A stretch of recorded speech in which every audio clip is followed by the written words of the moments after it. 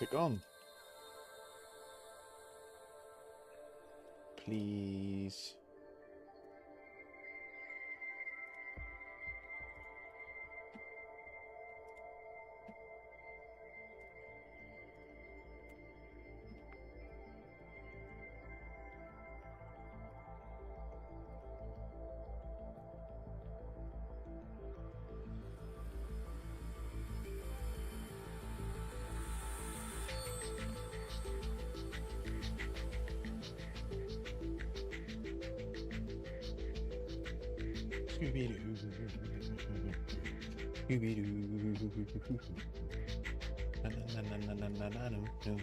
Hello, Ross. Mr. Rossington. Are you okay? Peekaboo.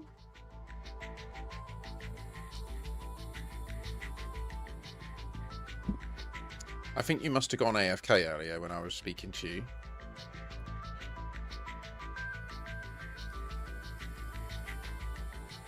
Well, you'd know if you didn't just leave, wouldn't you, Ross? What a passive-aggressive bitch. No, you're fine. I needed to go and cook dinner. That's all. And eat.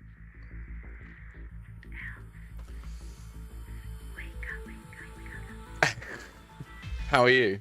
How is Tony? That was what I was asking you earlier, but then I was also conscious that there's a lot more people here than there have been, so I understand if you don't want to talk about that, was what I was saying to you. And then I surmised that you'd just left, so it was fine. I bet. So is it confirmed that he had cardiac arrest? Like, or was it an arrhythmia, or do you know this particular? Do you again? I only share what you're comfortable sharing. I totally understand it. It's his health and your loved one. Hard not to care though after you've been around all this time, you know. What am I doing? I want to go on the chat bar. I want to go to chat commands. I want to go and I want to add a custom command. Damn. Shake it round. Coming down. Don't you want to make that little sound? What's it gonna mean? I do not know. Little hoe. Oh, really? Oh, okay. Did they use like ultrasound to break down some plaque? That can be dangerous because it can induce a stroke, which means they have to monitor you for a few days, isn't it?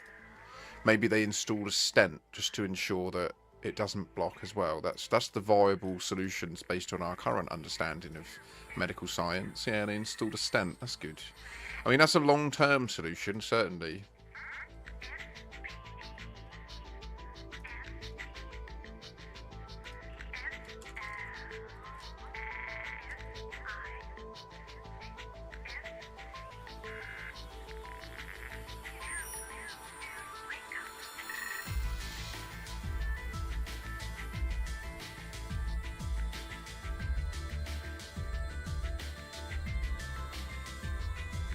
I do.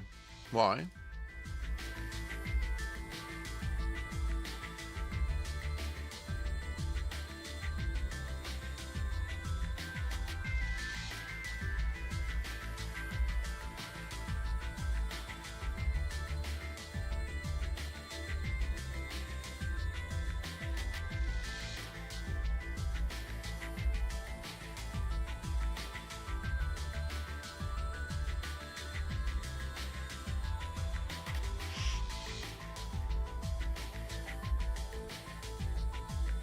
You're alright.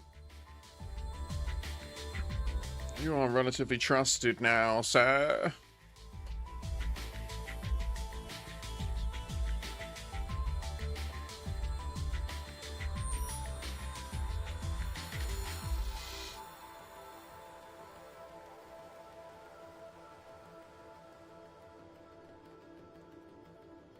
Sorry, there's like a moth.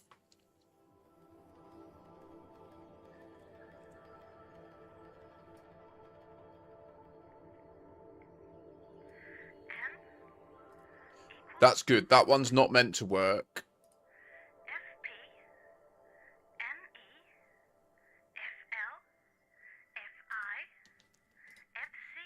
What? How? Wow. What does that? I'm curious. How many bowls I might have consumed in a day.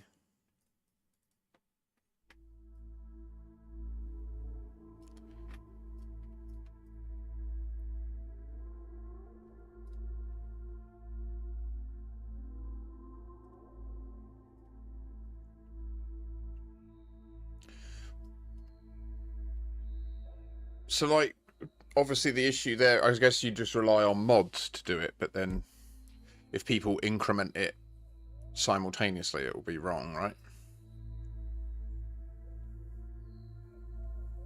That would be quite cool, though. Especially when, like, because definitely what happens is if I do have access to it, and then I start hitting some bowls over the stream, the first couple are fine. Like, I can stay on it, I can engage, we're all good. I can also narrate what I'm doing, I can be... Do you know what I mean? But then, bowl 3, we hit an inflection point. Where I start to fold in on myself, and it's hard.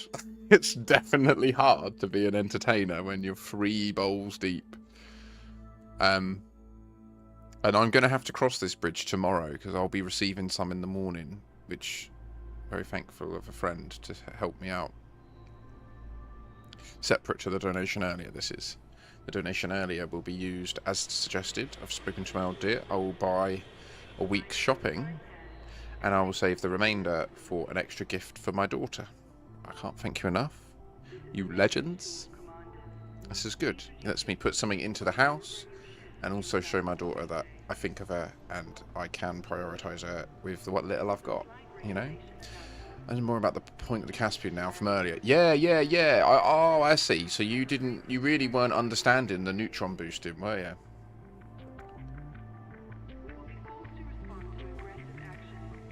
Apparently the servers are down.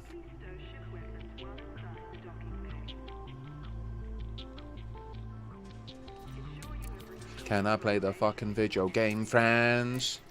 Did they take it down? You know. I do not want to exit. I want to wait for it to do its thing, you ho. Don't tell me what to do in chat. I am the boss. I'm joking.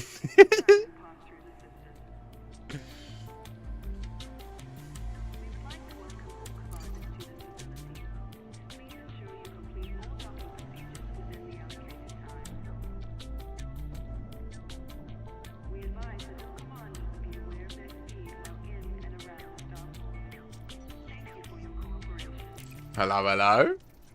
Ready for round 2? Do I do this in solo, or do we do fleet com? I'm feeling like most of you are in fleet com, but then you're not going to be here, are you? GG's, Musty. Well, no, HIP 87621. Not Sol yet. But yes, yeah, we got back. I hit a PB as well. 40 minutes it took me. Outrageous. Fuck it, we'll go to fleet com.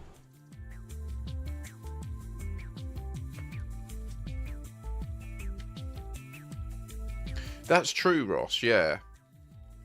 Look at that.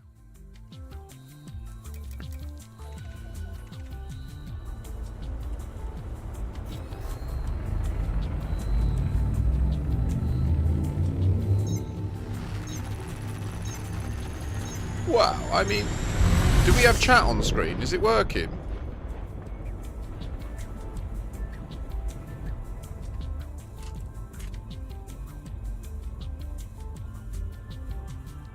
Yeah? Talk to me. Use your words.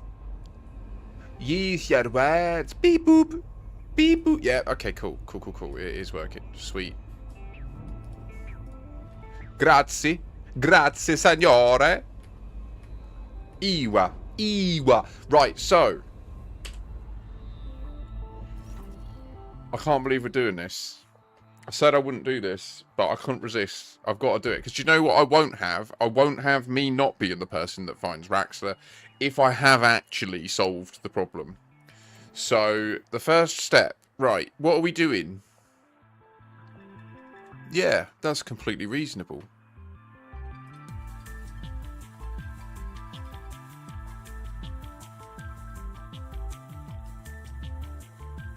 I'm going to double it, because I think 8 seconds is madness.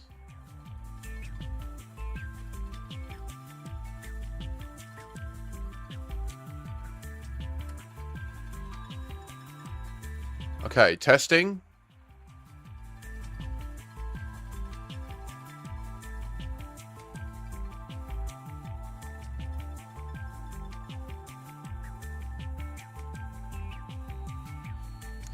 '07 Ross. Tomorrow will be another stream in the bubble area. So if you're about, we can hook up and do something. Especially if I discover Raxxla. We want to get your ass in there, boy. But yeah, have a good rest. I hope that you're all good. And I look forward to seeing your name pop up tomorrow if you're about. Bonsoir. So, step 1. We're going to go into the time-shifted state. And we are going to do a lore tour of the core worlds of humanity. Frantic Franklin, acknowledged.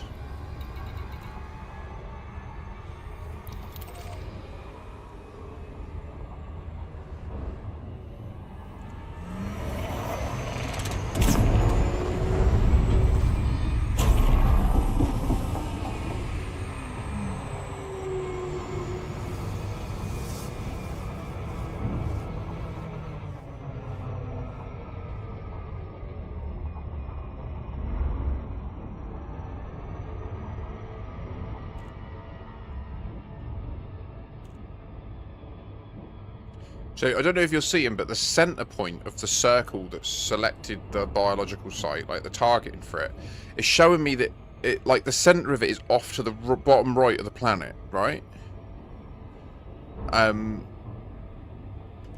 What?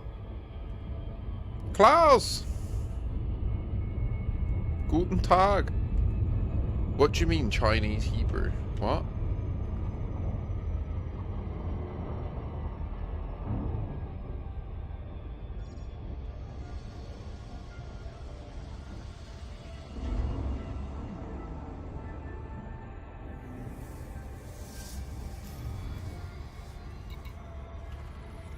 What's that? Wait.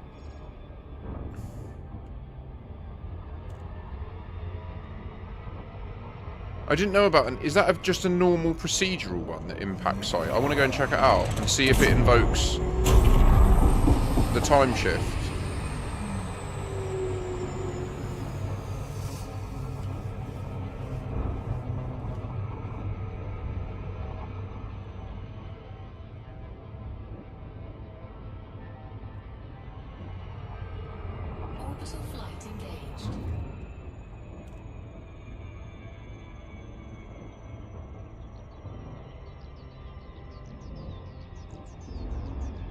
What's Chinese Hebrew, dude?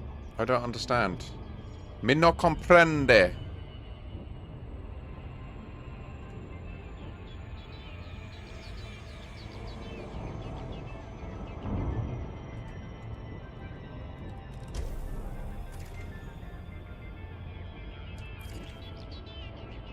I mean, we would have time shifted then. If it was gonna. But I've never been to this, so let's go and check it out. It's allegedly owned by the October Consortium.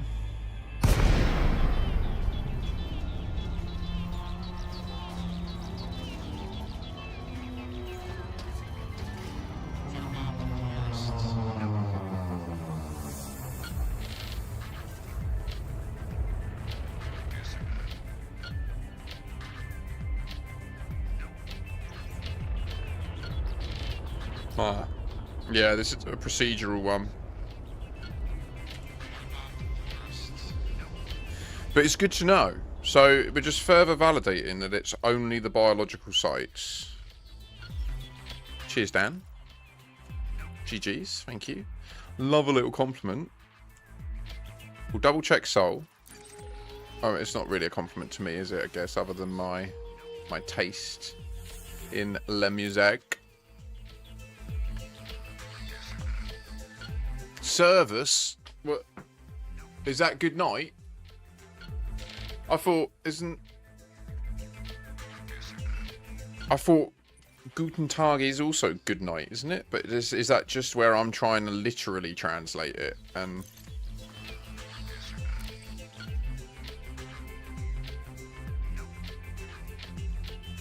so the other is the biological signals.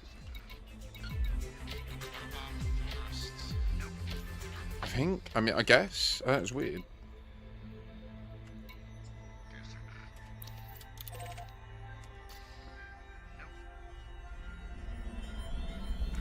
That could be what's bugged. Could be that there's two instances on top of each other. There's 1,000 reasons this could be happening.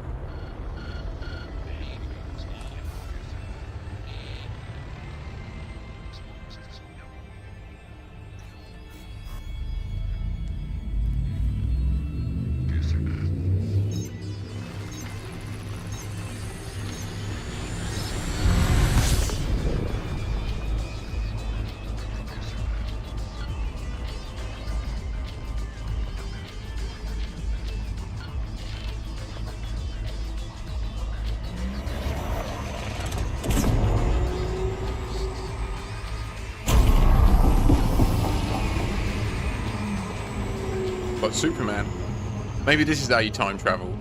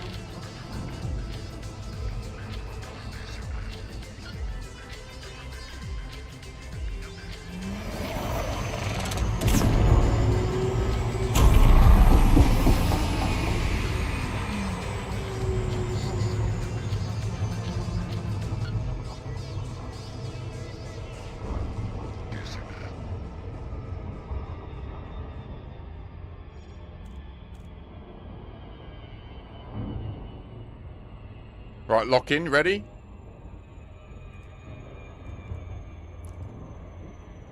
Time shifting in 5, 4, 3, 2, 1.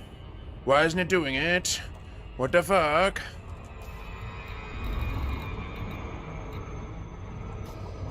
Did they fix it? No. They didn't fix it. But it wasn't about proximity, it was about instance. It was only once we dropped out of Super Cruise into the glide that it worked. Okay.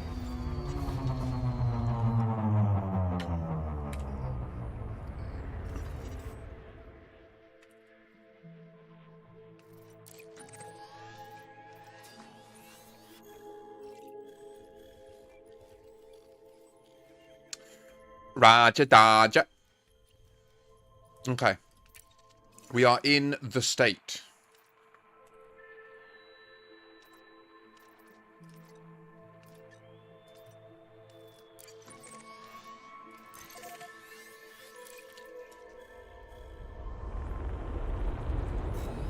To Seoul we go.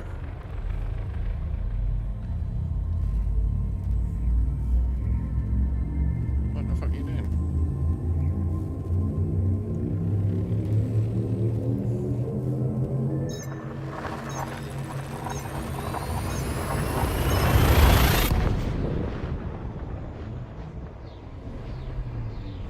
Okay. That's fine. Whatever. Don't know what that was. Ignore that.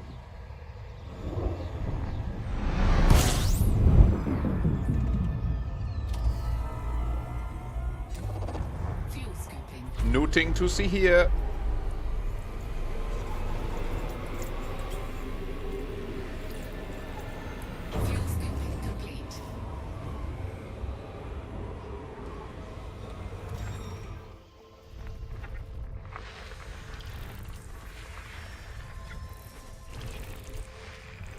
So look, even though we've time travelled, apparently 10 years, not 200 days.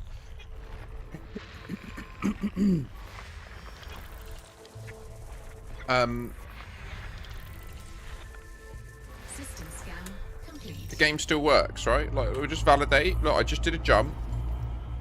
But look, if we go to Soul, if you are playing the game now, and you go to Soul, and you look at the orrery mode, and you compare your screen to mine, you'll see that none of this shit makes sense, because they're all in different places on your screen. Like, you'll see that Venus and Earth are not next to each other. That's just the way it is. And things will never be the same.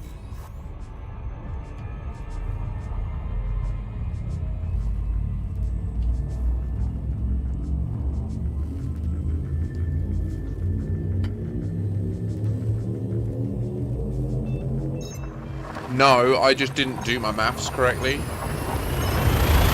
To be fair, I haven't checked it, so I'm blindly listening to some other people in the community that have said they've also been analysing it, and they came to the conclusion it was actually nearly 11 years, which would make sense if what's happening is that it's falling over to the source date that the game was generated at, like when the galaxy was generated.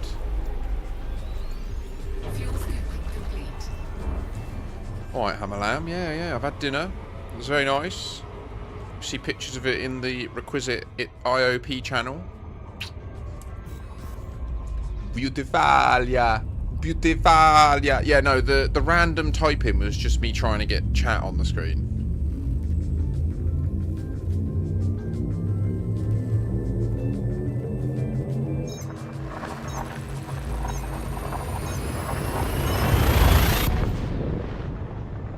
Very frustrating. Very frustrating. You should go back to uni and get a psychiatry degree so that then you can actually diagnose people with stuff like that. I'm afraid to say, sir, due to your performance, I have assessed you need help. System scan complete.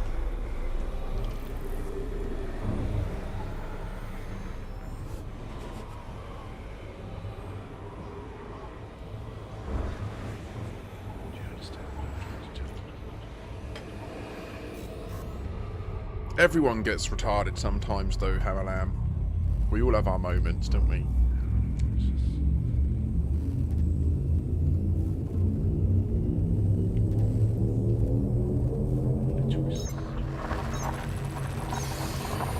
I feel like I'm going to go Super Saiyan when I crush this thing.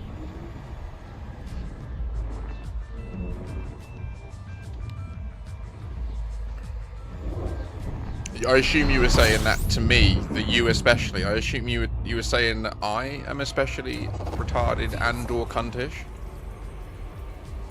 I hope you weren't just randomly getting Larry to Musty. One of our very welcome new viewers. Fuel scooping complete. I'm a fucking legend. Do you know what I'd love to get, because so Reddit mods have access to like an AI summary of each account, and I'd love to read mine.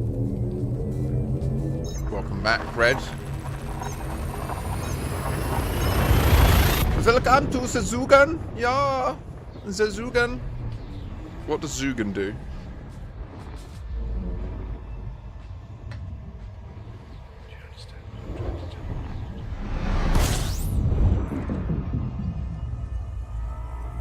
Here we go. Fuel scooping.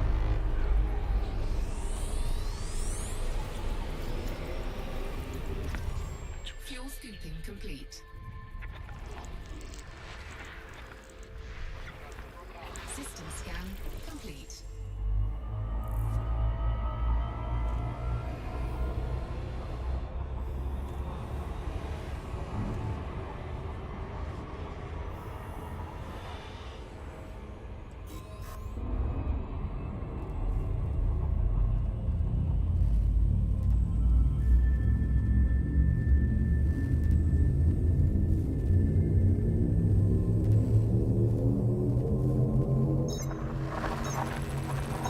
It is amazing when you do see a station for the first time in like a couple of weeks of being deep in the black.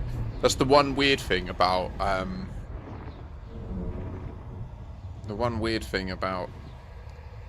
DW3 is I don't really feel like I'm. Do you see that? Fuel scooping. Fuel scooping complete.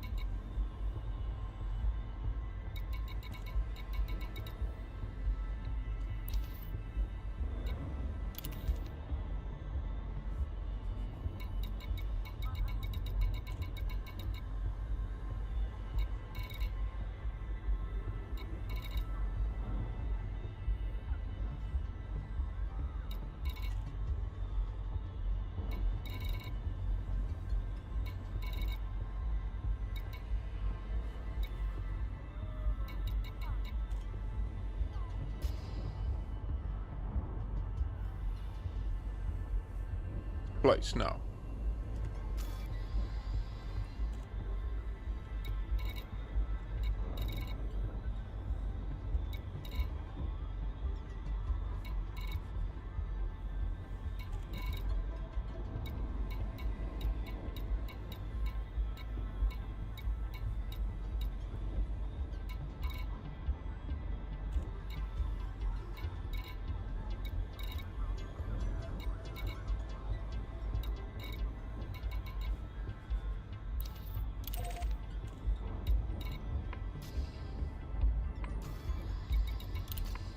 What do you mean, Snips? I'll have a look now. What are you thinking in the codex? What do you mean?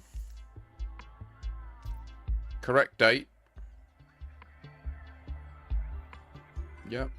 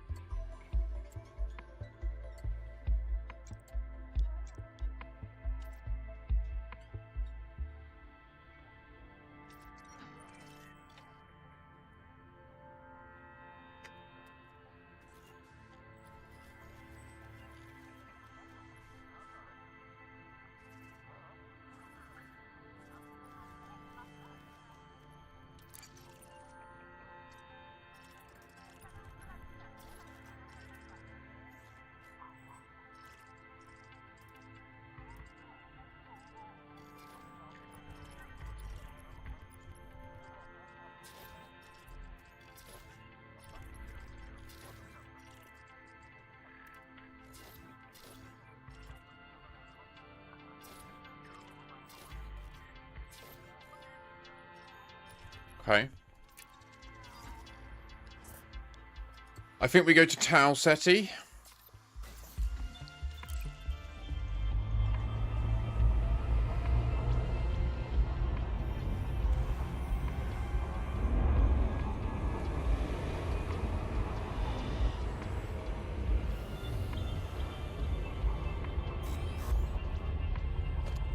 You know when your dinner makes you just nice and lethargic and oh, it was a good feed.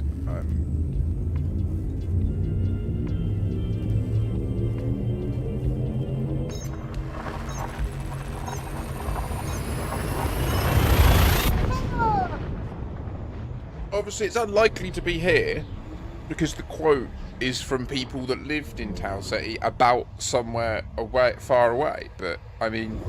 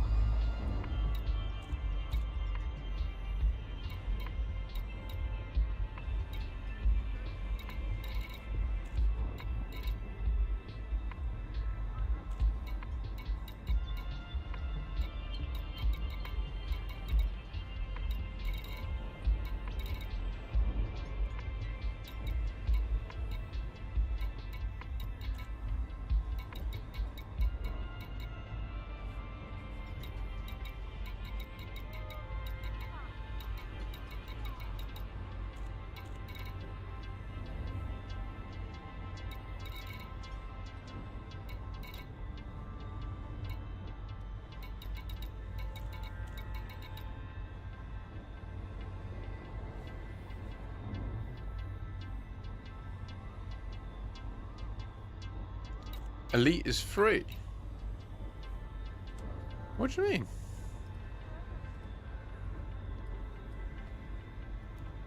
What, have they just done that now?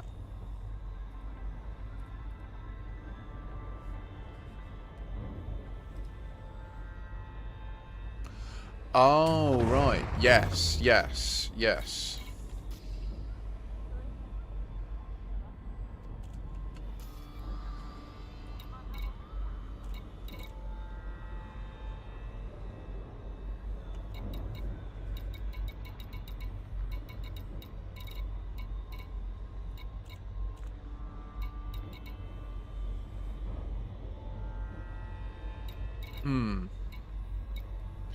I've actually never played Elite 1.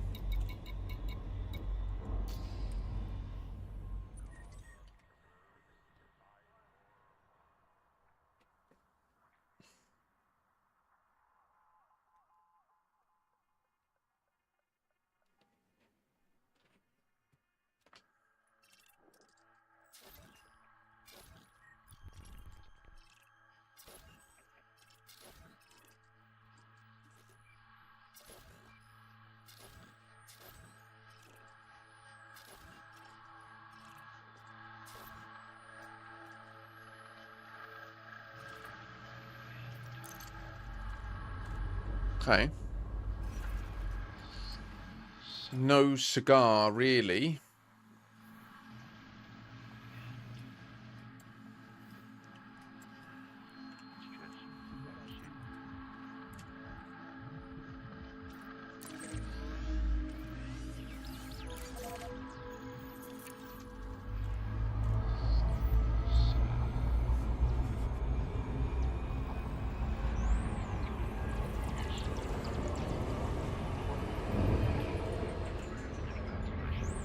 So your first question is, yes, you're correct.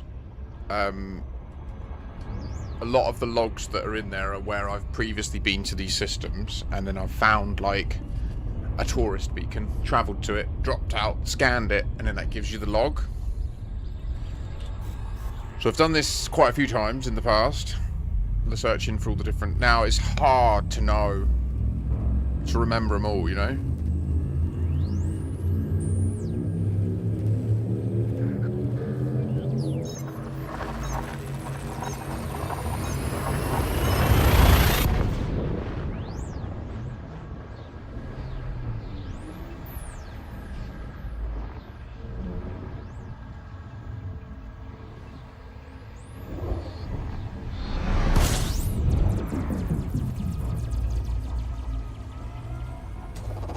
Fuel scooping.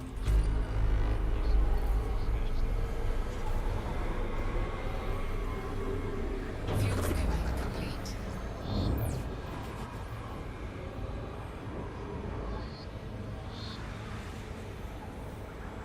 As in, have you not seen them? Or are you just pondering, like, what they are in the lore? Or...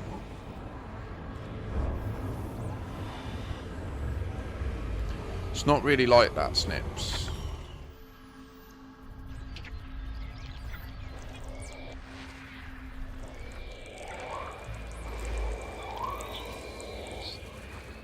Oh, so you haven't even seen them? Oh, okay, sorry. I don't even bother landing at them now because I've seen them before. Yeah, they're like giant mushroom trees. It's the easiest way to describe it.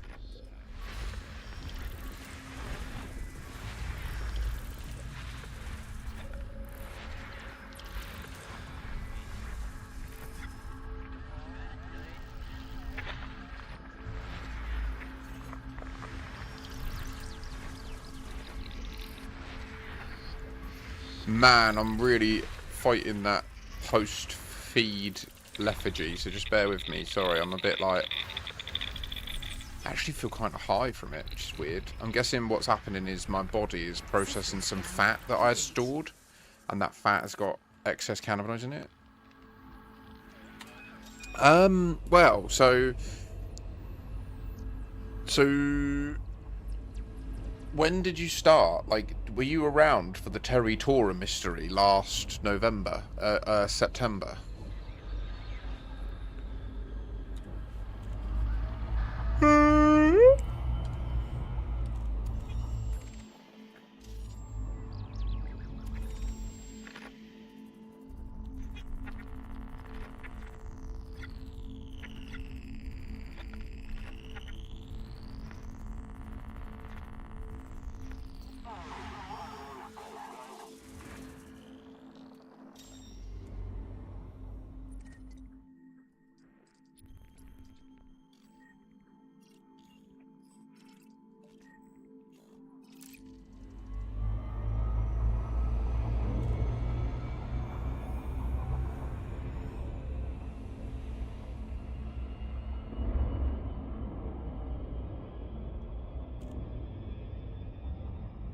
Totally valid.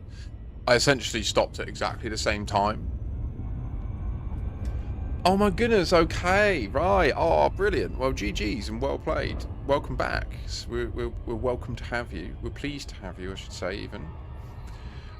Okay, so obviously exobios is like a whole paradigm, and it is interesting. There are a lot of different types of life across the galaxy.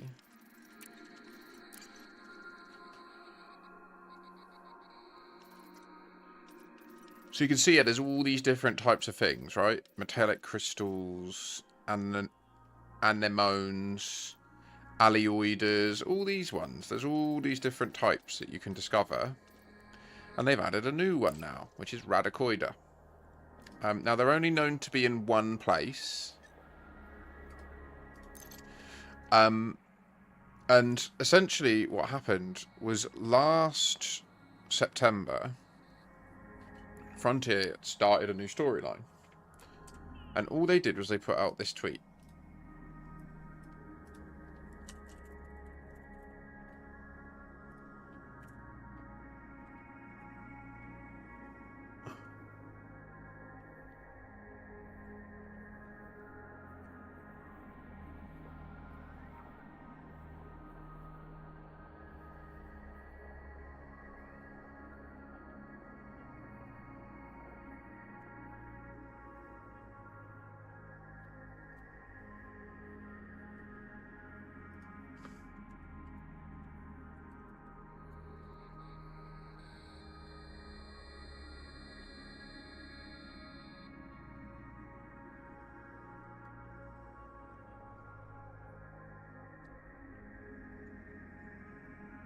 It can't be ignored that Canon is the best source of documenting this stuff. So we'll go to the Canon website. So on the 28th of August, a social media message was transmitted on Twitter and Facebook stating, "A secret to be uncovered, a trail to be followed," along with this short clip, which I'll show you in a minute.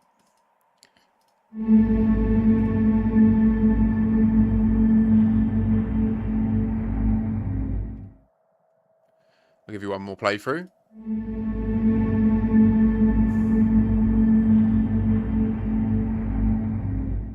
That was it. That was what begun the mystery. That was what begun the biggest month of my stream so far in my life. Where we started to try to work out where that satellite was. So that took about 2.5 days. That is a comms beacon. So, as it says, while the clip was focused on a listening post, it also shows a local star, believed to be either an M, K, or G class, the nearby star systems, as well as the large and small Magellanic clouds in the background. Well, no, we know where this is. Almost immediately, efforts were undertaken to try to identify a possible system that the listening post may be located in. Okay. Almost, yeah. By identifying the most visible stars and lining up star positions relative to the Magellanic clouds. 33 hours later, a communications beacon was discovered in Junkakara. And we got this. Thus began, I mean, for the next 30 hours, I mean, I streamed probably 17 hours straight that day, doing so many different iterations of cryptographic stuff to try and reverse engineer what this meant. As it says, no progress was made in decoding the message for nearly 2 days until approximately lunchtime on the 30th, when a person called Professor Frank Radix sent a message requesting help. So we received this message. "Commander, an old friend in the Pilots Federation has allowed me to use this channel to ask you for help. Terry Tora, a maverick in the exobiology field, has gone radio silent. I'm her assistant and sponsor. We've worked closely for years, specialising in rare alien flora and fauna. Her last comms message was 3 weeks ago.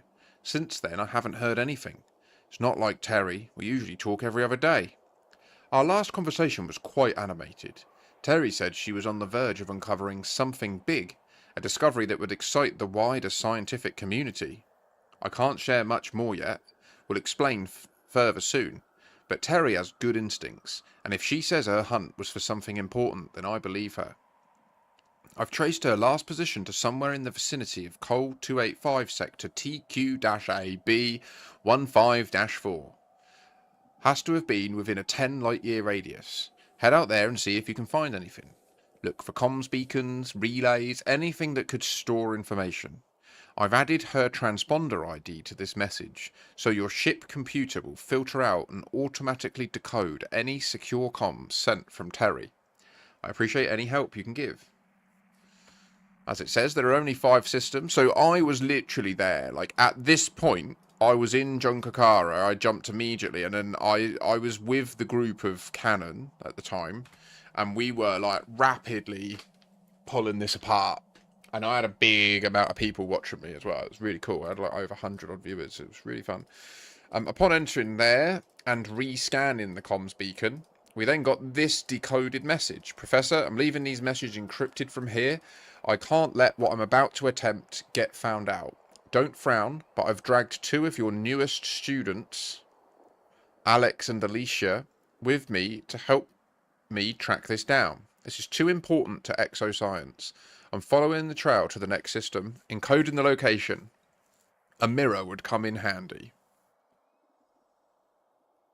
At first glance, the last line appears to be binary. However, when attempting to decode it, the results end up as FNF6. This result is obviously not correct, as the number of recognizable characters does not match the number of binary blocks. The previous line before the binary is the key. You have to reverse it, and then you get Albarib. A quick search in the galaxy map reveals that Albarib is a system, and it's the next target. Once you get there, you find another thing that states, we were attacked by opportunist pirates while aiding Terry on her little quest. I fear this is our last message unless we're rescued, but she asked us to encode her last transmission in the hope you find this, Professor Frank. It's just a bunch of letters. She said it's a 2-stage encryption, and to use our ship as the key, whatever that means. Good luck, and don't be too annoyed with us next time you see us in class. Alex. Now, we won't touch too heavily on the potential of who Alex and Alicia are, but let's just say there's the first ever book that came of the first game seems to be about Alex. I mean, is that what it's called?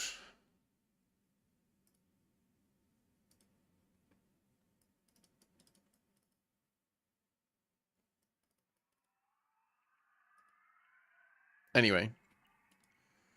Likewise, Commander. It's just like Terry to get herself into trouble, and now she's dragging others into her mischief. She was my brightest student and also the most troublesome. While the rest preferred more rigorous and academic methods to study exobiology, Terry loved the field trips out into the black. She saw exobiology as an adventure. I do hope this isn't her last. So, basically, we kept following this and following it until eventually, on the 31st of August, it became clear that there were these megaships jumping around. And we essentially started tracking them.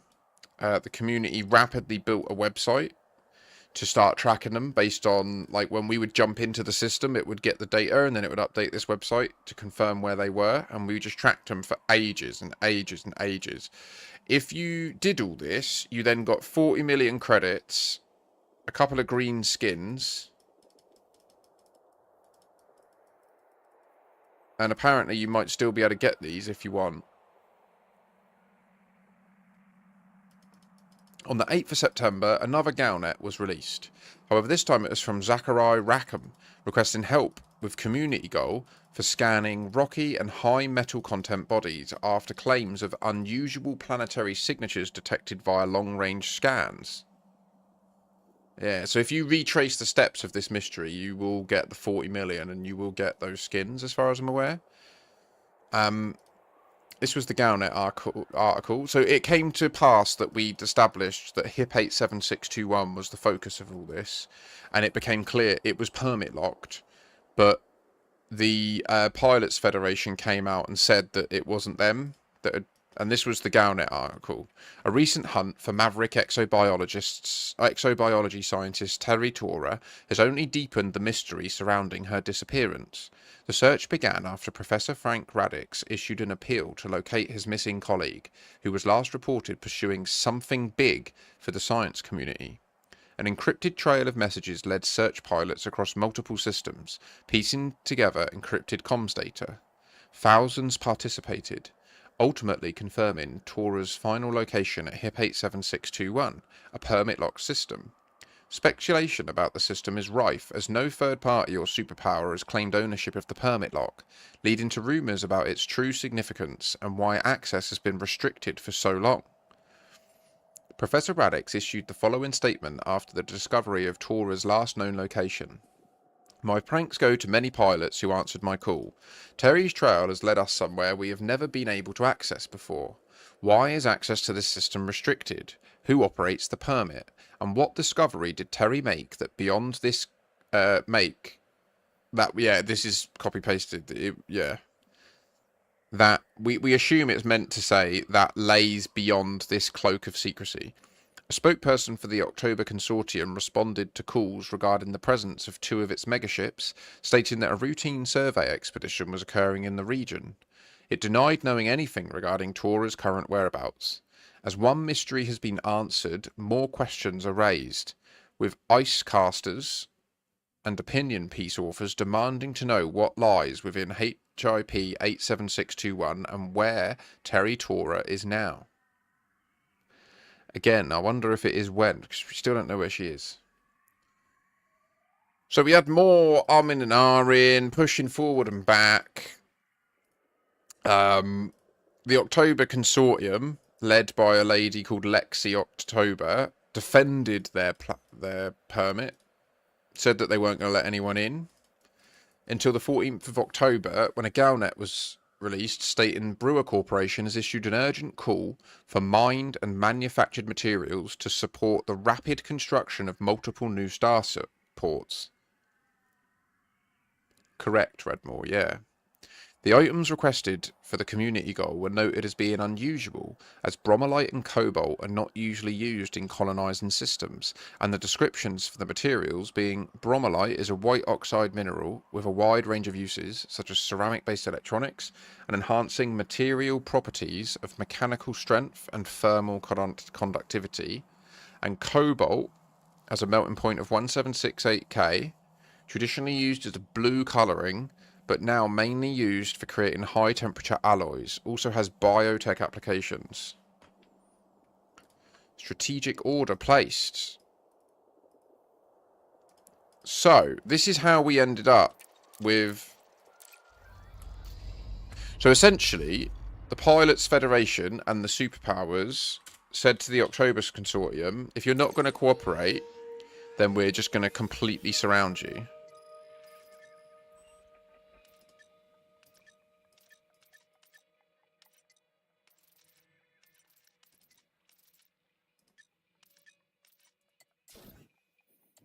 So, as we can see, HIP 87621 has no allegiance whatsoever. It doesn't even show up in this.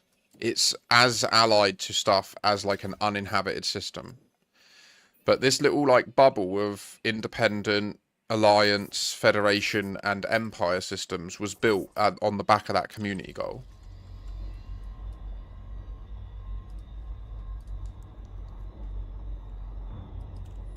So we did it, and that resulted in a bunch of power play aligned megaships jumping into those systems, and it starts like a whole, there's like a little micro war happening there between all of the power play people.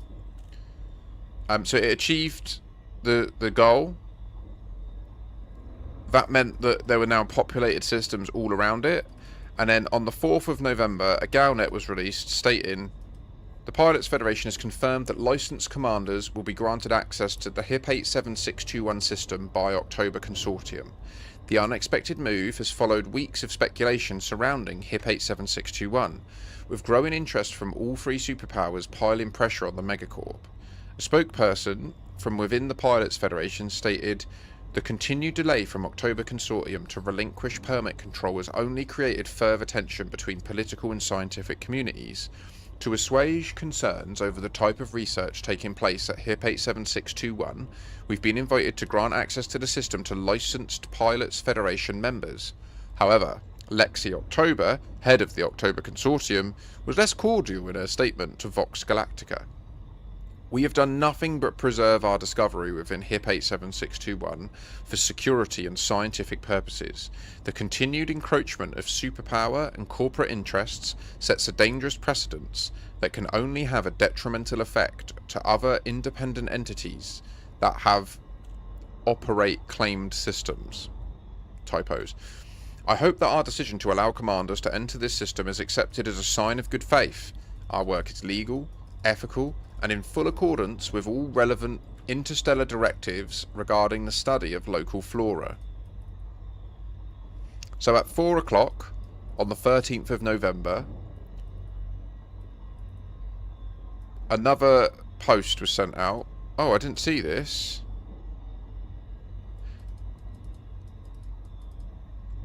I didn't know about this post.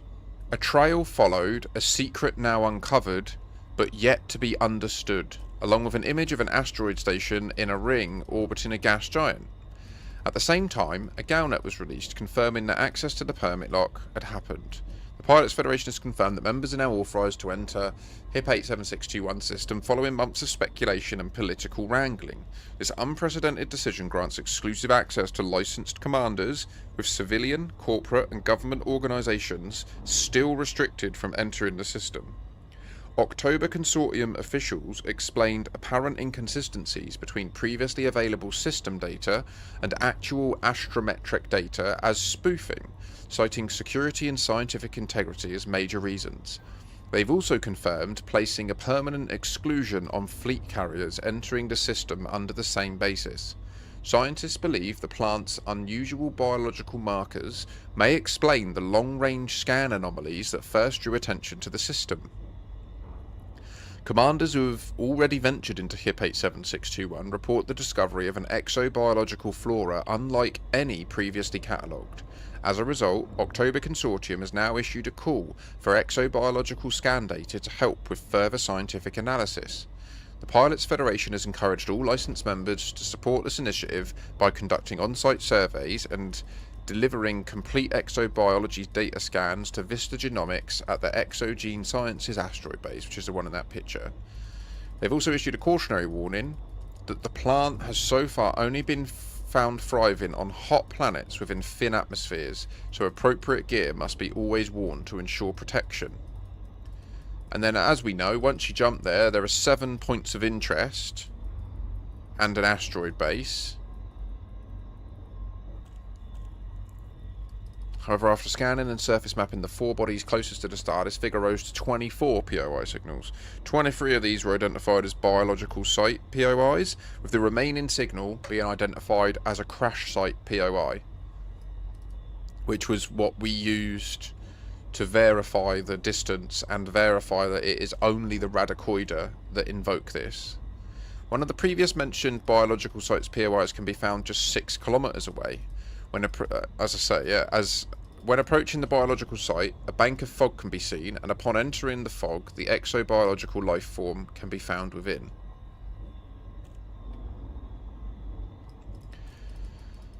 So, it says here, speculation continues to mount around Radicoida unica, the rare exobiological discovery in HIP 87621. Though scientific data remains tightly controlled, fragments of research are circulating among the scientific community opposed to the system's military lockdown. The source of these research fragments is currently unconfirmed. The source suggests that Radicoida unica can remain dormant for centuries, and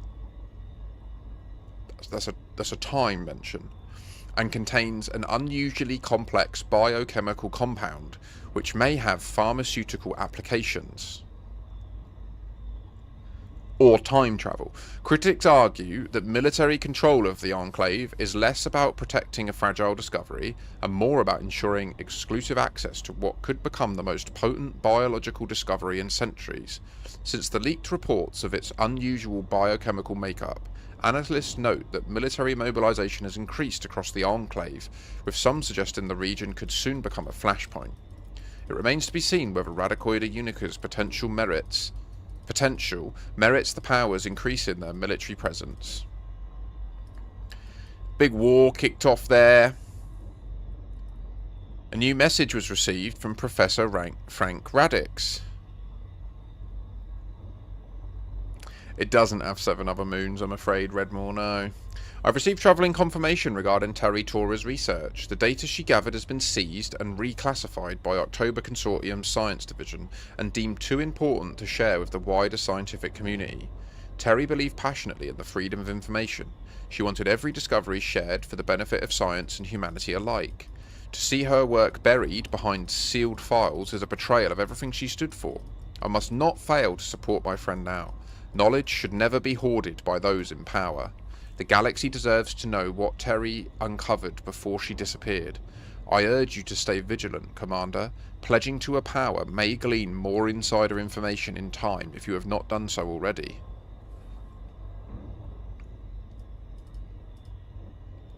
Then we all received different messages. And then lastly, where is it? Is this it?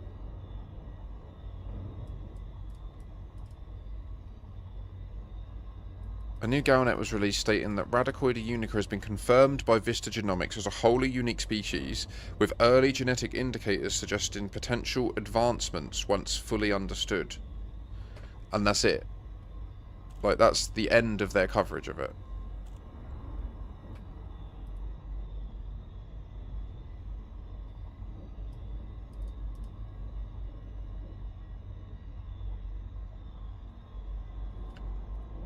So that's the story that brings us to discovering the exobio. Now, when it was first... Oh, cheers, Hammerman.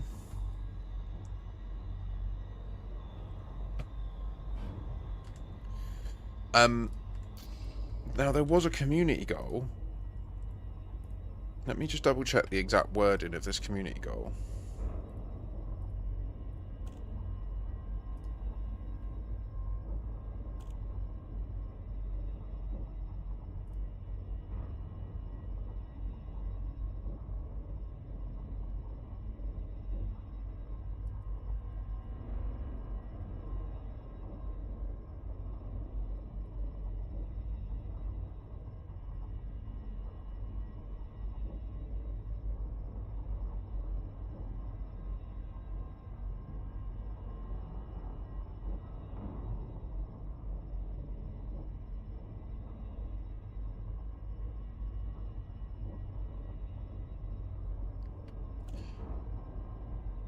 Oh, okay. I misinterpreted this.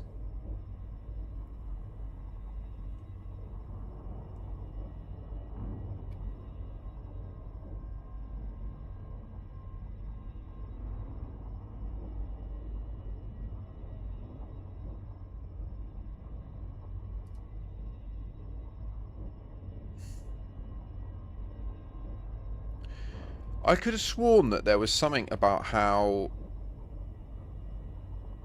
the Caspian uses this Radicoida.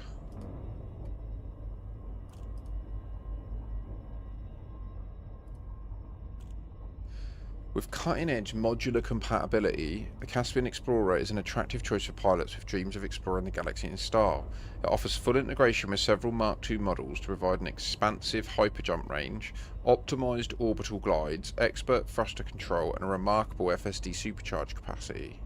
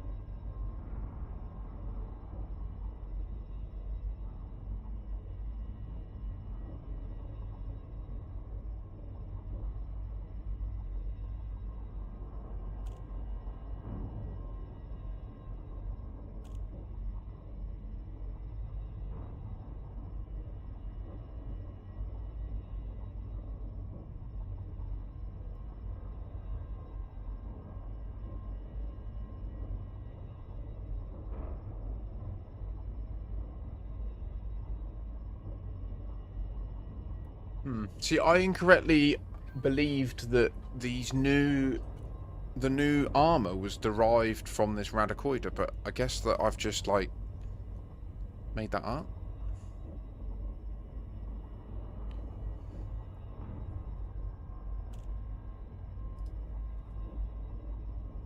It is merely the natural order of things that you would gravitate to greatness. Thank you for following. Thank you very much for the follow, Stargoid. I often lurk on your stream, so it's lovely to see you in here. I'm currently doing a time-shifted Raxxla hunt, but then some viewers were like, what are you talking about? Like, what is radicoida? So I've just gone down the deep dive of, like, the story from last, like, August up to now. Am I making this up? In my mind, I swear that the advanced thermal shielding capability of the Caspian was linked to the radicoidas, but I'm not seeing any actual direct written evidence of that. Like, right now it's as if we actually don't know anything about the radicoidas other than they have this complex biological compound. So then I'm led to believe, well, maybe it is the thing that was being hidden was that they let you blooming time travel. What just happened? Why did my left screen just all changed?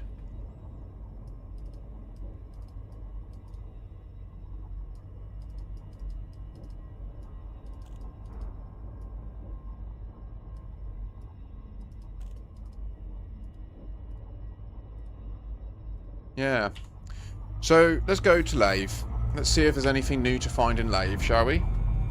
So that hopefully answered your question, Redmore, as to what the mystery around the radicoidas are, is at least, you know?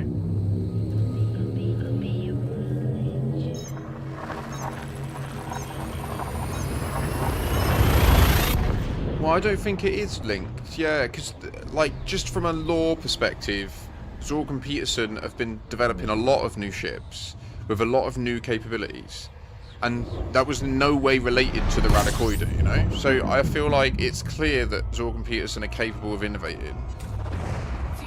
Yeah, I agree, Stargoid. Is this your host, or is this you saying this, Stargoid? Whose memories are you accessing right now?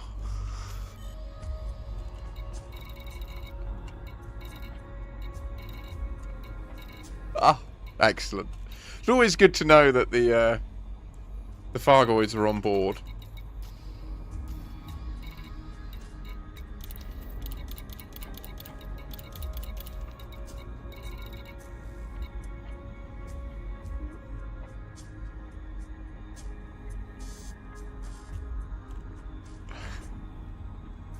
Love it.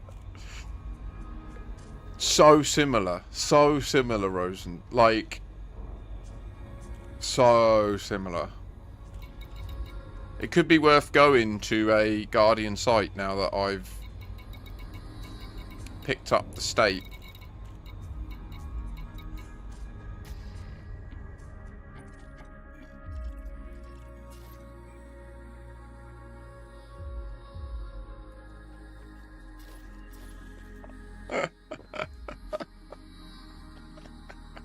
I love it.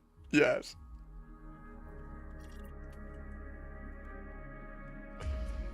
Also, what happens if I visit? So, what happens if I go to a Titan carcass? So many tests to do. But I feel like I'm just fumbling in the dark here.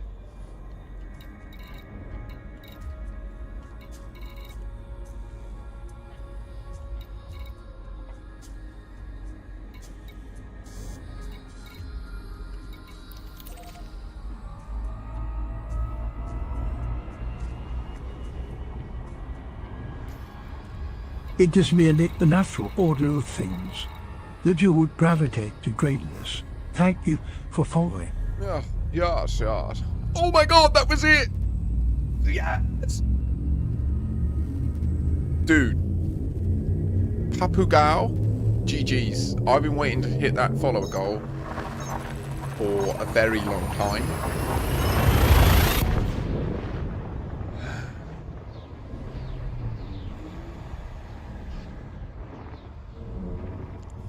Good. Oh, thanks for that. Love it.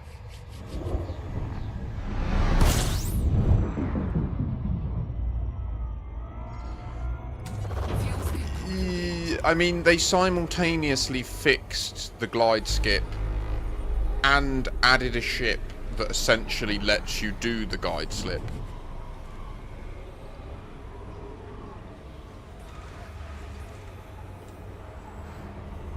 Totally agree, Rosen. No, the names of these original systems are all procedurally generated. Tion Isla, all these, they're all just random strings that happen to make some sense to our language.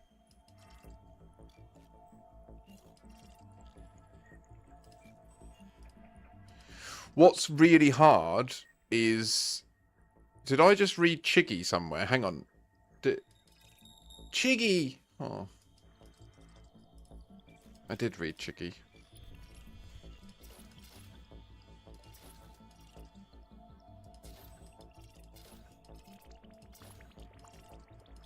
Chiggy's part of the deep lore. Wait a minute. 1, 2, 3, 4, 5, 6, 7, 8. Would you count that as 8 moons? I would count that as a gas giant with 8 moons, wouldn't you? Even though this is a moon situation. But is it? Is it though?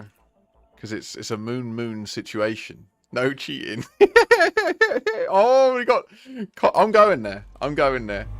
I'm going to go there just in case, okay?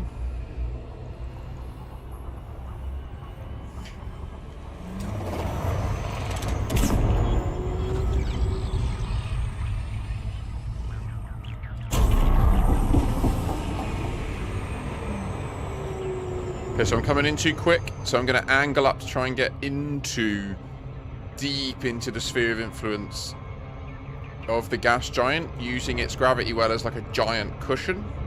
Okay, look, now we're at 6, 7. This is good. Now we're going to plow through. And then hit C again.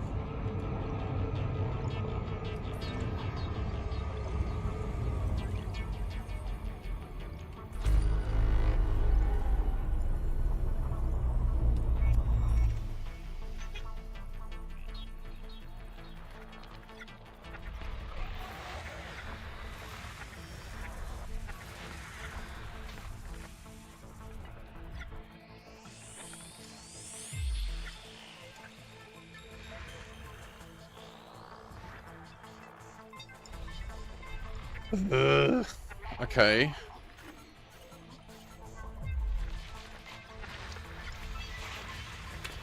I don't want to scan all these.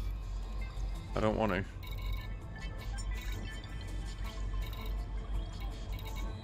I just want to validate I'm still time traveled. If anyone's in game, please do just validate that if you go to Sol and you view the orrery mode,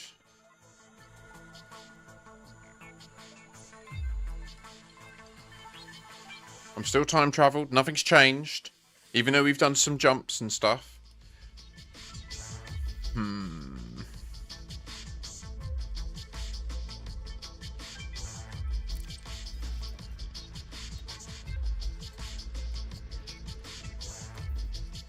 Well, if you were in game and you went to Sol right now and you looked in the orrery mode right now, like genuinely in real time, and you zoomed into the inner planets, they would not look like this. Venus would be over here, Mercury would be here, the Earth would be in a similar spot, and they would make it a big triangle. But when you go within 88 kilometers, when you enter the instance of a radicoider, yeah, I'm afraid, Redmore, yeah, you have to have the permit and you have to have been there and scanned everything. When you go into the instance of a radicoider exclusively, you enter a state in your game where for the remainder of your login, like until you log out to the main menu and log back in, you have traveled in time to a different, like, you see they're all in different places. And it's not just like that the system map's broken. It's legit. Like if me and you, Stargoid, right now went in the FleetCon PG to Sol, I could show you me docking at a station in Mars, and you would be like, what the fuck is going on? Because you would, on your screen, I would just be super cruising to the middle of nowhere, and then I would just drop out of super cruise. And then you would go to where you believe Mars High is, and you would dock, and as you drop out into the Mars High instance, you would just see me sat there. And you'd be like, what the fuck? I saw you go over there, and now you're here. This doesn't make any sense. And it's because I'm experiencing the game in a different timestamp. Like, I'm experiencing the game as if it's 10 years ago. And I can repeatedly return back to that moment by logging out, logging in, and going back to the radical. Anyone can. It's not just me. Anyone can do it. So for a long time, we've known from the developers that to get to Raxxla, it's a journey everybody has to go on. So there's 2 steps to what I'm doing tonight. The first step is just, in a time-travelled state, can I happen to find Raxxla? That's the first bit. I'm going to do that until I feel like I'm losing my mind and I'm going to want to put my thumbs in my eyes. And then I will then do the next step, which is, are there any other things that invoke this state? Because this is not part of the current Raxxla hunting playbook. Yeah, right? So it's important to make sure that we're aligning it correctly. So what I'd recommend you do, load the system, hit horary, drag up so that you're looking straight down, and then you want to make sure that you've got this same situation, right? Where the orbit of Sedna goes up round the name. And then when you zoom in, you know that you're oriented in the same way that I am. And you'll see that these are all different. Well, they're all different because they've all moved, because I'm in a different time to everybody else. So this is an edge to the problem of Raxxla that we've never considered. And it would also explain why back during Beyond 3, when the exploration update was released, and they added the FSS and all that stuff, and the horary mode, Michael Brooks was on record. I can't find this quote. I can't remember where this quote was from, but I know this is the case. He stated that he was upset about some of the tools because he felt it would make certain mysteries too easy to work out. And back then, I remember, I'm in the Children of Raxxla, right? So like, I chat to them all the time. I've been trying to find Raxxla for a decade. We were talking adamantly about this, and the consensus was that it was the FSS. That the FSS was the thing that would make mysteries too easy to find.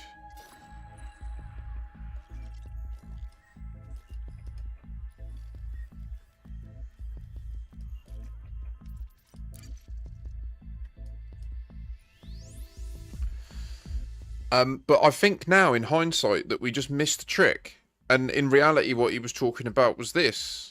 That it was the horary mode that was going to allow us to notice that we can do something to enter a different static time. And that would make a lot of sense, right? Because the famous quote from the Brabant is, Raxxla is a journey everybody has to go on.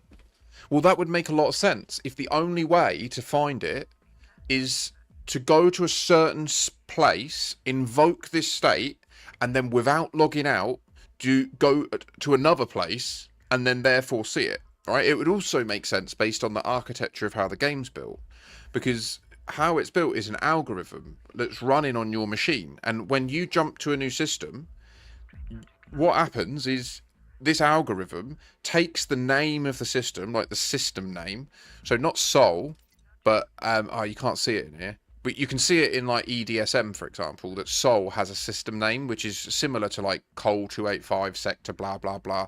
It takes that string, it puts it into the algorithm, and what it spits out is all the planets and stuff, and that is deterministic for everybody. And then the next thing it does is it then takes the current timestamp and winds forward time so that all of the bodies are in the same place for everybody whenever you jump there. And what we never knew until literally the last week is that there are ways to play this game in a different time, which means you experience systems in a different time. And I think it is the crux of the problem. So I'm being told that Saturn is what I've missed here, and that Saturn indicates that we're actually teleporting, or we're traveling 10 years back in time.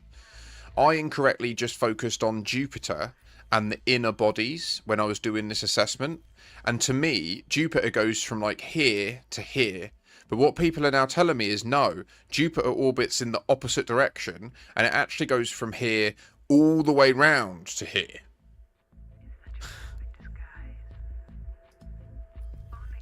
Because all I did when I was doing my screenshots was I looked at Sedna and that, I was like, they don't move, so it's not years and years, and then I zoomed into here.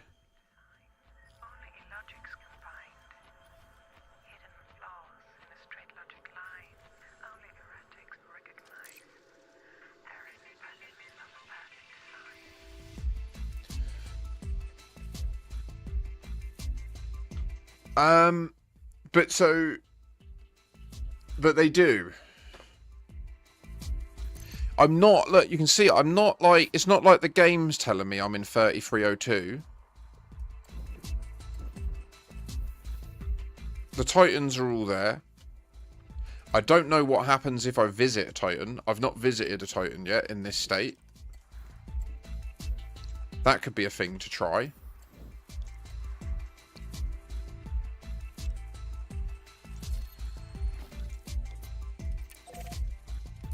Let's go and see Kokijo.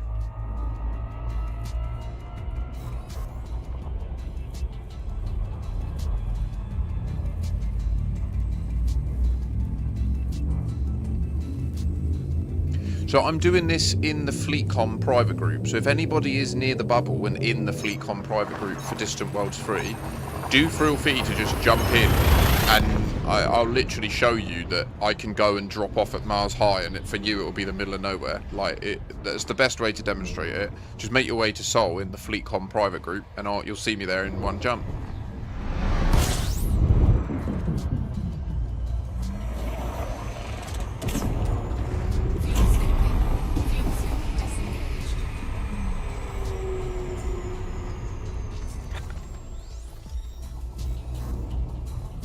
So that's my TED Talk.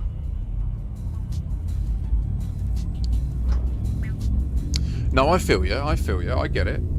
I mean, at the end of the day, it probably is a bug. It doesn't change the fact that this is new information, that you can do this, right? Ah.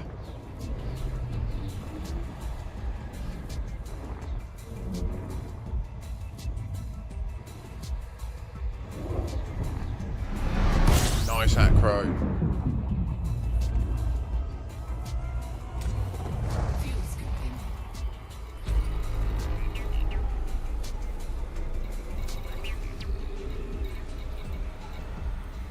Fuel scooping complete.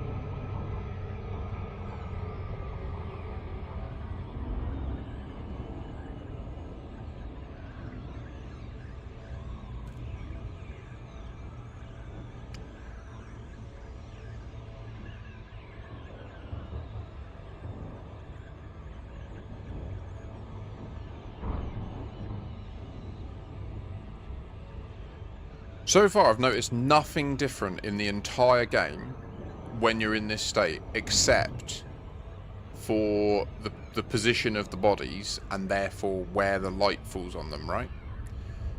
There's been no evidence that anything's different whatsoever.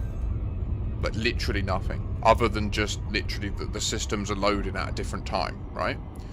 But what is plausible in my mind and I don't know, I don't have direct evidence for this. This is literally just a suggestion or a hypothetical. Is when you load a system, when you send a request to the server, right? So what happens is your computer generates the system, and then it winds forward time. And what the server sends you is a JSON package that contains, for each body in the system, the string of the discovered by, the first mapped, the first footfall, then the coordinates, type, and name of any settlements and POIs for each body. So what is plausible to my mind is if when you... I mean, look, Titan Kokijo's here and destroyed. What's that blue thing? Is that just the thrust of a ship? I guess it was.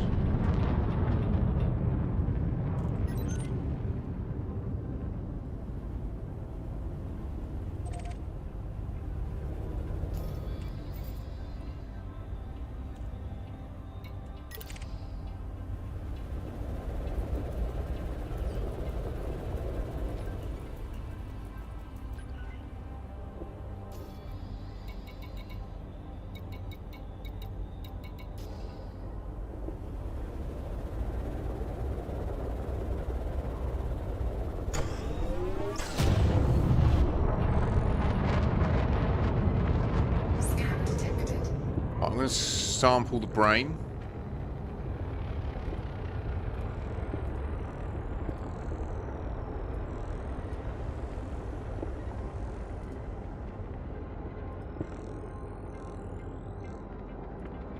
Don't worry, Stargoid. This might hurt, but be strong. Scan detected.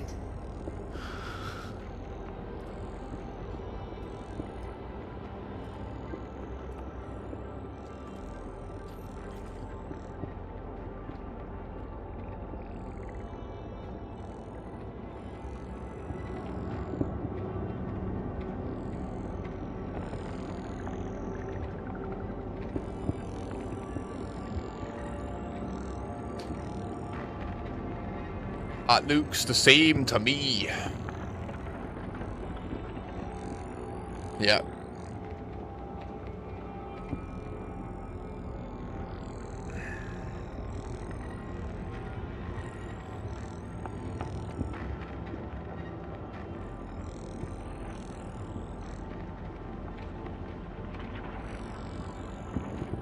Well, this is one of the examples of how they embed images in the audio of the game.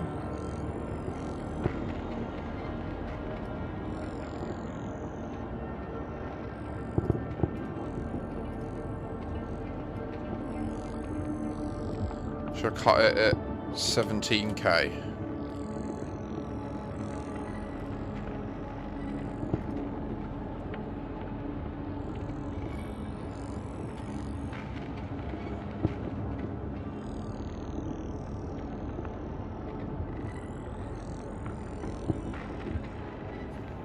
So what's happening? I'm picking up multiple of the same thing. I think what I need to do... But it looks unchanged, right?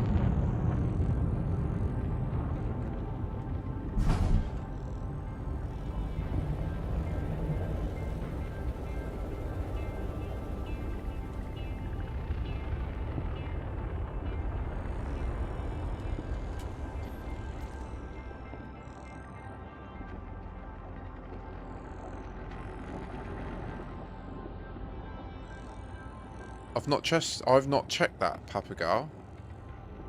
That's a really good question. I didn't even...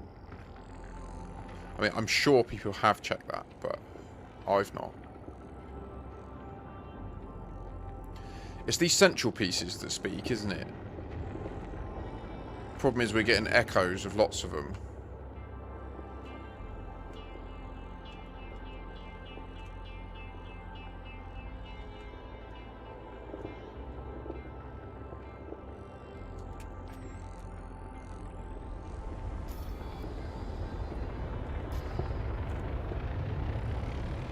Well, no, we're back after dinner. This is just round 2. It's been a hell of a day. I've had a mad day. I did the whole of all of the exploration in Colonia. landed on the planet of death, spent an hour driving around chilling on it. Then I speed ran back from Colonia to here in 40 minutes.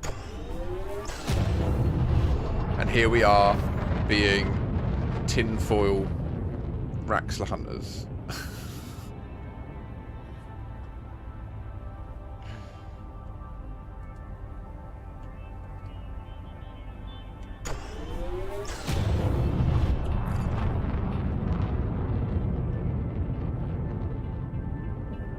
Oh yeah, that's cool.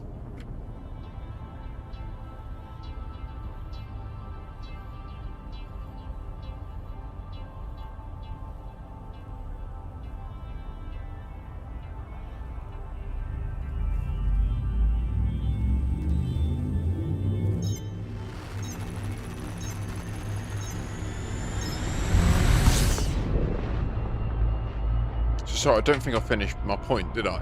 Which I was making about what I'm imagining this could result in.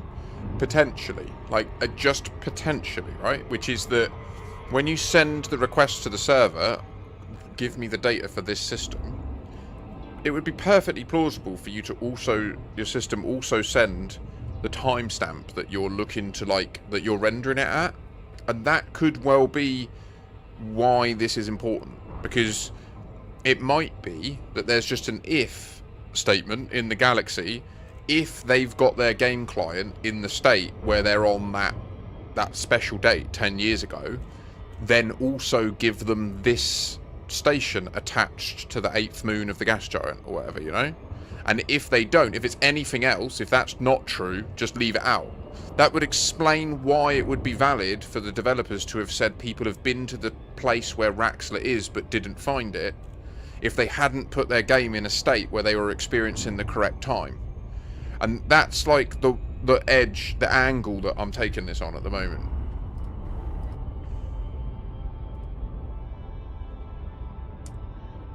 But it's pure, that all of what I just said is pure conjecture. Apparently, yeah. Like, I haven't done the full maths, but according to a couple of the people in the big Raxxla thread, they've looked at it looking at Saturn, and the mistake I made was I didn't realise that Jupiter went the opposite direction. Which is kind of a noob mistake, really, but there's a lot of moving parts to this. Now, the hard bit is I don't know if any of these are new to me. Like, I just don't know. I just can't remember all this. Do you know what I mean? There's Burnell Station, who I mentioned was the lady that discovered the first quasar, LGM-1.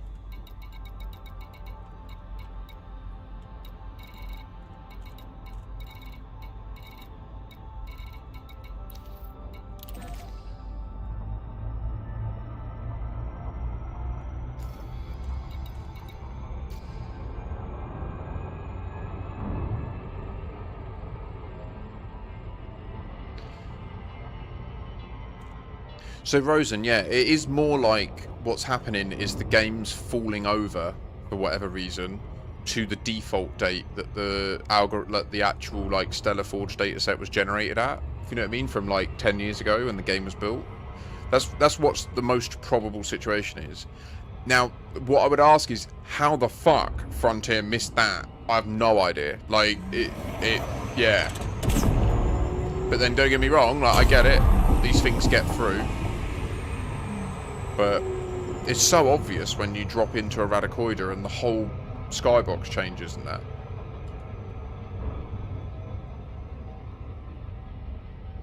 Unless, of course, they test in a time-frozen state. Which, I don't know, maybe they do. I don't know.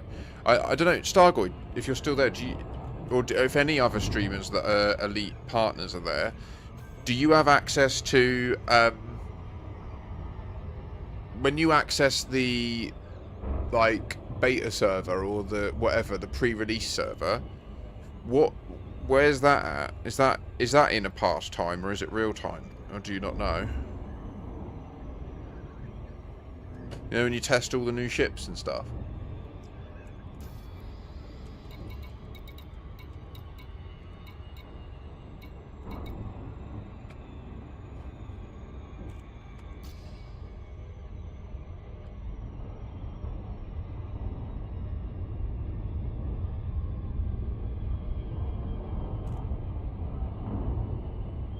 may well have gone. Makes sense. Like, there's so many variables in this game, it's rough, isn't it? Like, it's hard to buy into. I mean, I think we just keep going for it. The key, I think, is I'd like to know if there's any other way to invoke this. That, to me, would be a big step. Is if we can prove, actually, there's this, when you do this, that's been in the game for years, that happens, you know?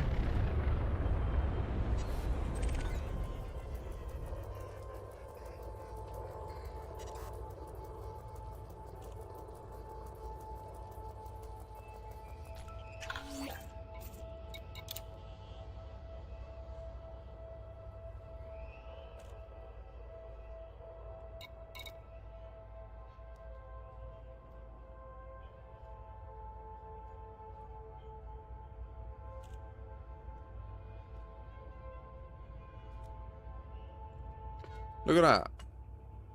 Look at that. Read that, look. On September the 20th, 3302.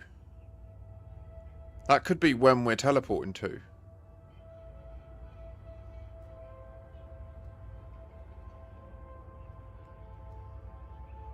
Or around about that, maybe a few months before. Former federal president Jasmina Halsey broke her silence to share news of a compelling vision with the galactic community. In a public address at Gotham Park in the Alioth system, Halsey described the nature of her vision. I saw a place of extraordinary beauty, a paradise. It was truly wonderful. This was no dream. It was a glimpse of something very real. We must find this place. It could be our future. It's very rare that they mention time in this game.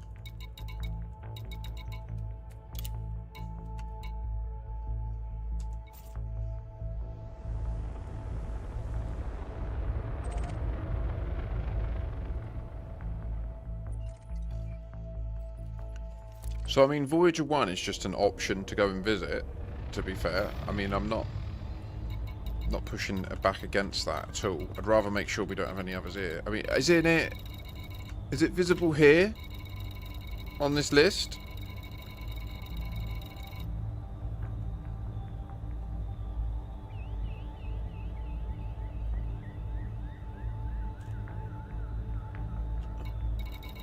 Agreed, Mr. Aiden, yeah.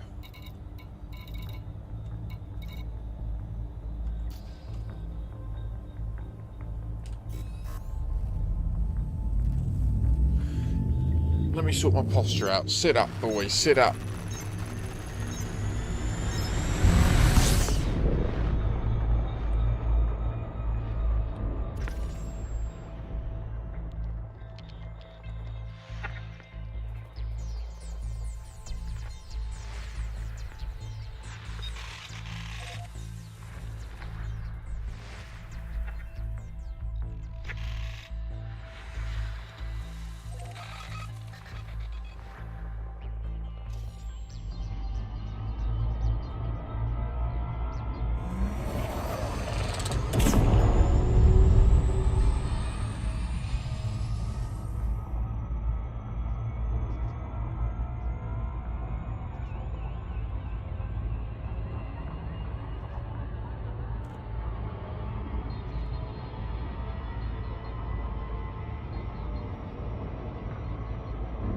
The ancient probe is nearby, and it's the other one.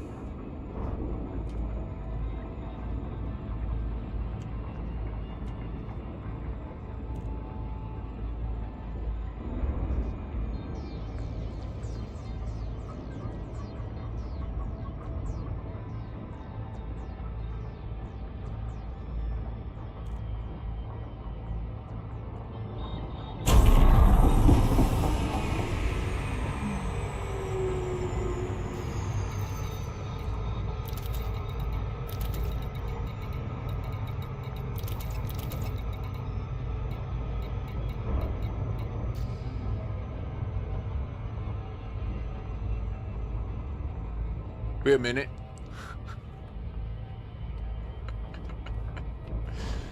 Oh, it's as far as blooming. It's nearly like 0.1 of a light year, isn't it?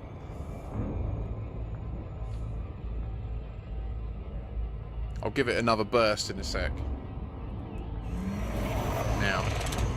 patient.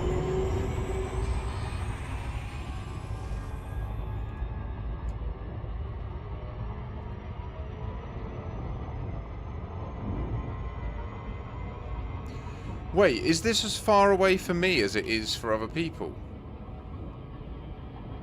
If all the bodies have rewound 10 years, is Voyager 10 years closer? I'm assuming it isn't.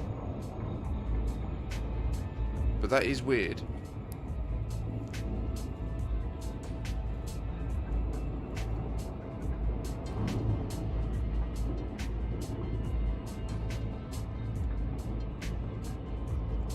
I don't think it is. I think this is about right, the 2 million light seconds thing.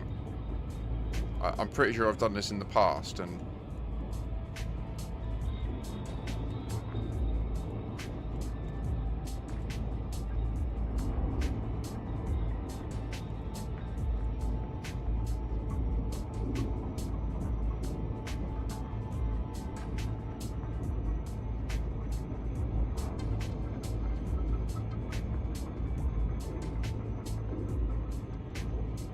Totally, Redmore. It's mad, isn't it?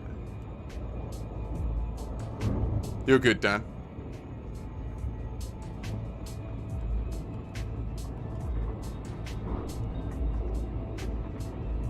Yeah, I mean, if you're nearby, if you can go there and then FSS the Voyager and just see what range it's at, it should be 2.1 something million light seconds.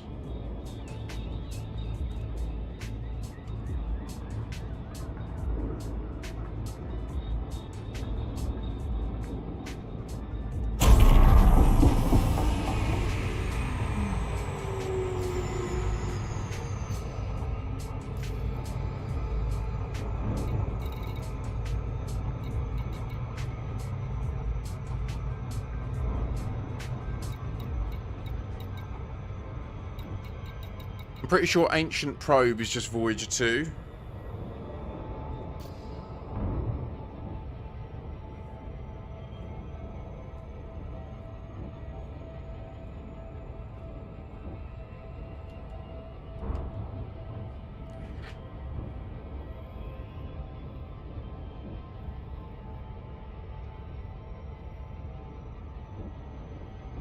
It's worth noting for any newer commanders, the only reason I approached this challenge of going to see Voyager in this time travel state so wantonly is because I know this ship has got significant fuel reserves, right? Like, it can do Sol to Colonia in one run without fuel scooping. It's ridiculous. In fact, it's just kind of crazy to think I haven't even docked. Like, my current last docked location is the Phoenix system in Colonia. So if I want to get back quick, I can just fucking detonate.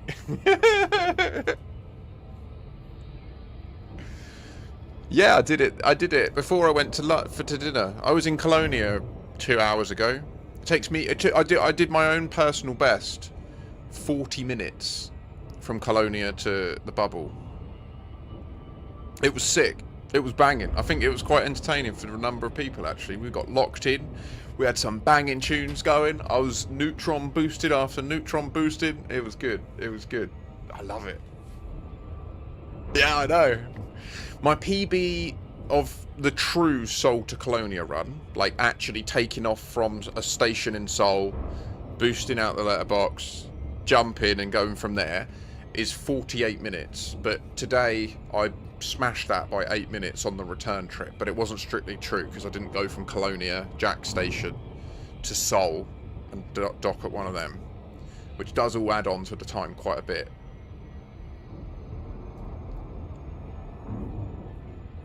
Right, we're gonna have another pump.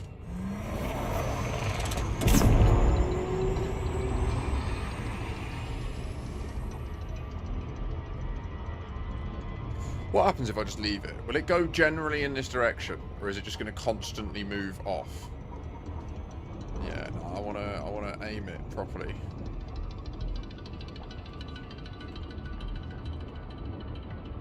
I'm going to go until I've got a quarter of my fuel, or we arrive, whichever is sooner.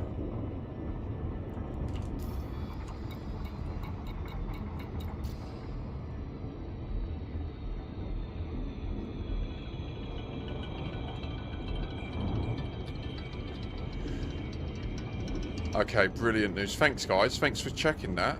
Yeah, yeah, okay. So it is at the same distance, which means this POI is being given to us by the game server, regardless of the fact that we're in this different time state. That is a little bit of a kick to the theory, I think, to be honest. I don't think it bins the theory, but it is definitely like a negative data point. I mean, what it all that means is that it isn't a... There isn't maths happening that says, what is the date they're trying to load it at? Make sure all this makes sense, right? All that tells me is... It doesn't discount the scenario I was describing, where if there is this possibility that the server receives the timestamp that you're loading, it could still be just a simple if, right? If the timestamp is this explicit date that it gets set to by doing this event that we're doing, then add on this thing to this body. That's trivial to me. That makes perfect sense, like that you could do that. And it also makes sense that there would be a choice to do this, where they could say, right, what's the speed of Voyager? How far should it be at that timestamp compared to now? But then, am I right in thinking that in the last 10 years, Voyager hasn't moved, has it? Like, Voyager is at the same distance now as it was when it was first discovered in Beta, or Gamma, when it was added. So, yeah. To the best of my knowledge, they just aren't updating that stuff. It's kind of terrifying how quickly we're just tearing through fuel. Look at that.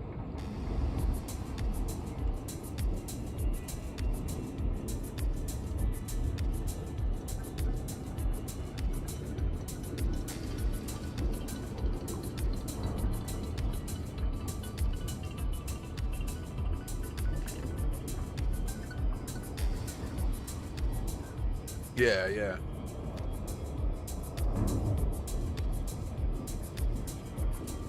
So the hard bit is knowing what's there normally and what could have been added in as a result of us being in this state. Like that is definitely, it's only a theory, do you know what I mean? Like, we have no evidence whatsoever that what I'm suggesting there as a theory is practically and technically supported by what they've built. Like, I'm just literally, I can't stress that enough. Like, I'm not trying to say that that's true. Like, don't hear me saying that that's true. I'm just, it's my, like, best, if I had, I know there's a hole right now, right? There's a hole, I can see there's a hole, and the hole is shaped like you can manipulate your client into a different time.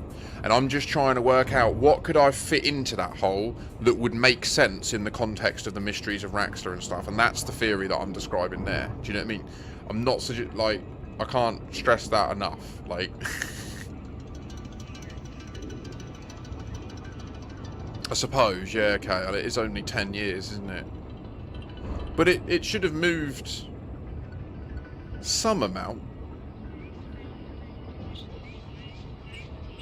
Yes, Dan. Yeah, that's a really good way to put it. Yeah, you're right. We found a tool, and we just don't know what it does.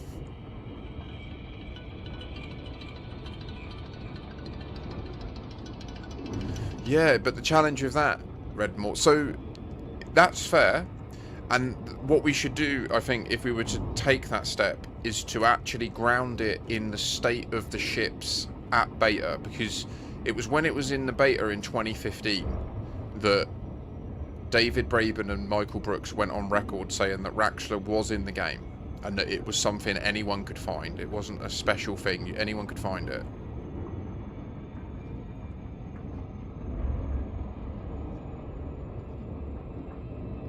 So, in that sense, back then, you know, the top jump ranges were... So really, the best ship for exploration was the Explorer Conda, which you could outfit at about high 60s back then, and that was the max.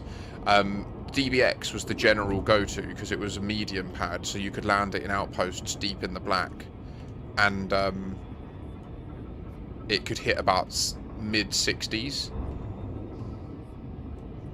So it's worth just noting that Raxxla was allegedly discovered. Yeah, the Jumperconda, that's it. Raxxla was allegedly discovered long before all this, when we didn't even have frameshift drives. We had original hyperdrives. So, for the context, my headcanon for this situation is that the alien artifact that was discovered on Mars in the 2200s, which we can go and check out the tourist. Yeah, exactly, Cal, agreed. But you can go and check out the tourist beacon in orbit of Mars that explains this. My headcanon is that that artifact is like a direct star map or map to Raxxla, and that's how it got discovered so early. It wasn't that people were just randomly exploring and they found it. It's that... So the long-term, like, headcanon I have, the story I think we're operating within, is that the Guardians knew they'd lost because they developed an AGI to defeat the Fargoids, and that AGI turned on them and killed them all instead. So they instead decided to create essentially a new version of themselves biologically, which is humanity. They came to Sol. They genetically engineered the species that were on Earth in order to send us on the evolutionary track of being humanoid creatures like them. That they planted that artifact on Mars so that when we became a interplanetary species, and therefore were likely harnessing enough energy that we would be like detectable from other places, a la the Fargoids, we would find that, hopefully, somehow, I guess, and then be able to, like, find Raxxla and then access all the technology of that, which makes a lot of sense. It feeds into a lot of the other theories around the club, which is, like, what Salome died to expose to the rest of the player base, is that there is a secret club of people that are super powerful and super old, and they're pulling the strings of humanity behind, like, closed doors.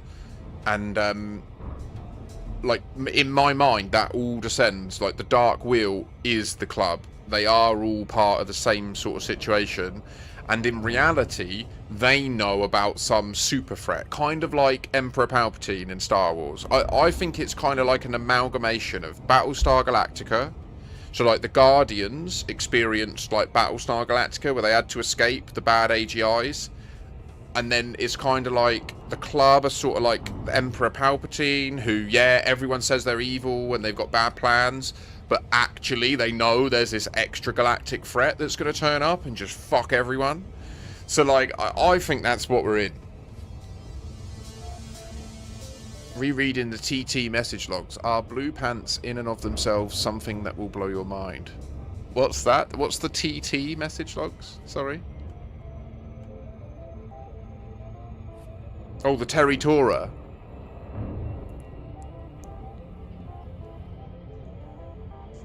No, I agree. Like, what exactly? Like, what is it about the Radicoida that's so mind-blowing? Like, why was it worth protecting? Why was it worth killing innocent scientists over?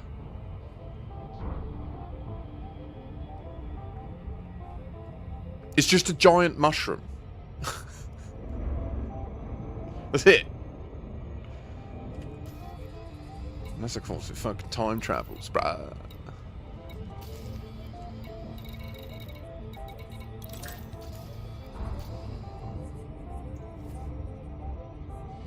Well, T-minus 1 minute, we'll find out if Jupiter's still there. They got the penicillin Mark II. Yeah, it turns out it's basically like, if the Fargoids are the athlete's foot, it's the antibacterial talc. Grind up a little Radicoida and the Fargoids just melt.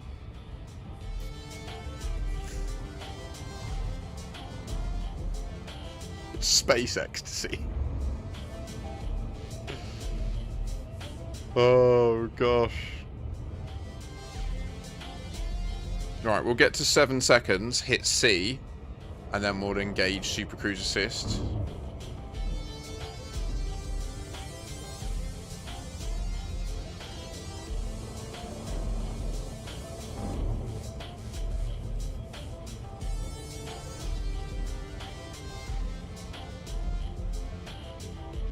I'm gonna pause the music for a sec.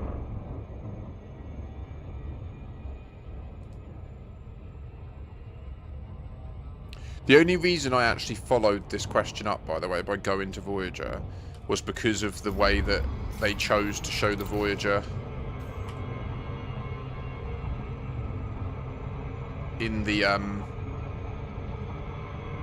Kokijo video.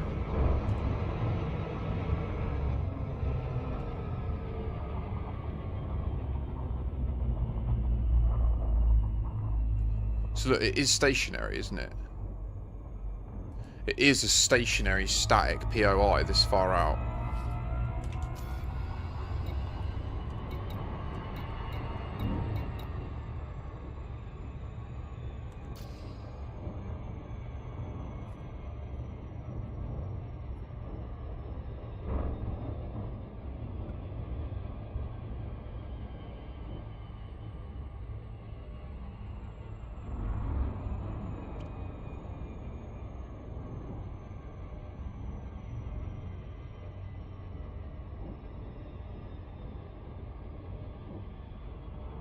Will anything happen? Also, Royal Mail, tell me what you're doing.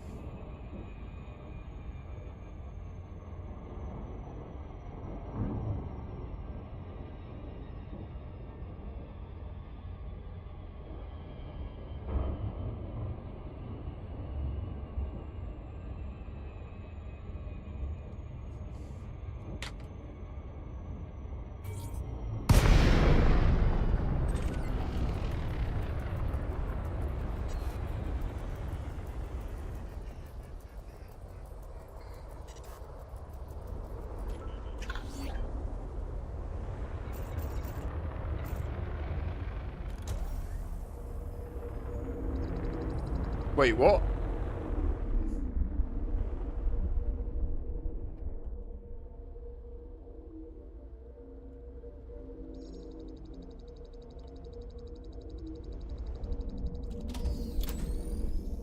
That's not Voyager.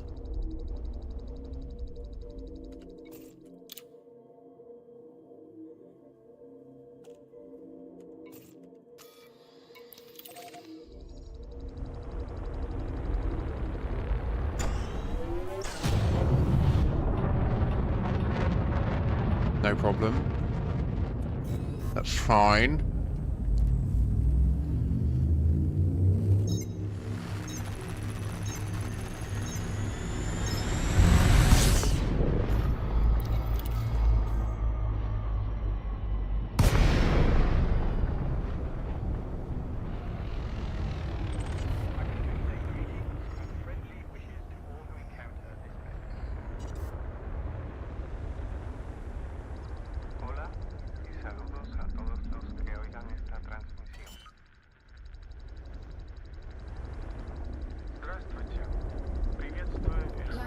Deployed. Всем слушающим это сообщение.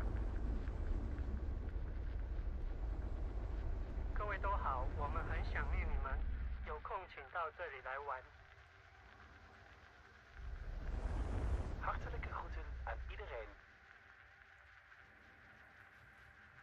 Сърдечни поздрави на всички, които намерят това съобщение. Salutările noastre călduroase tuturor celor care aud acest mesaj. Ik wens groeten en vriendelijke wensen aan almal wat hierdie boodskap teekom. Ich sende hiermit die besten Wünsche an alle Empfänger dieser Nachricht. We keep going, bro. We keep going. All our friends in outer space. You keep going. I'll keep going. It's fucking awesome. Massive circle jerk of life.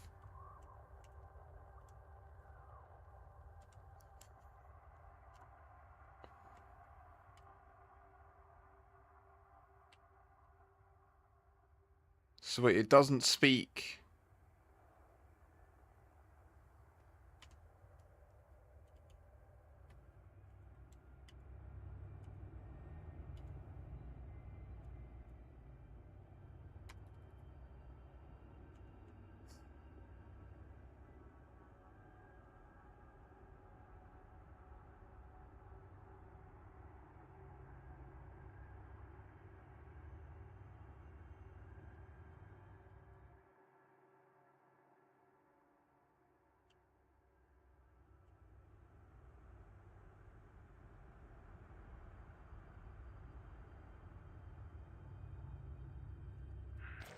Malum, buike sa gaval de gach dinner an tiachtuach seo gal.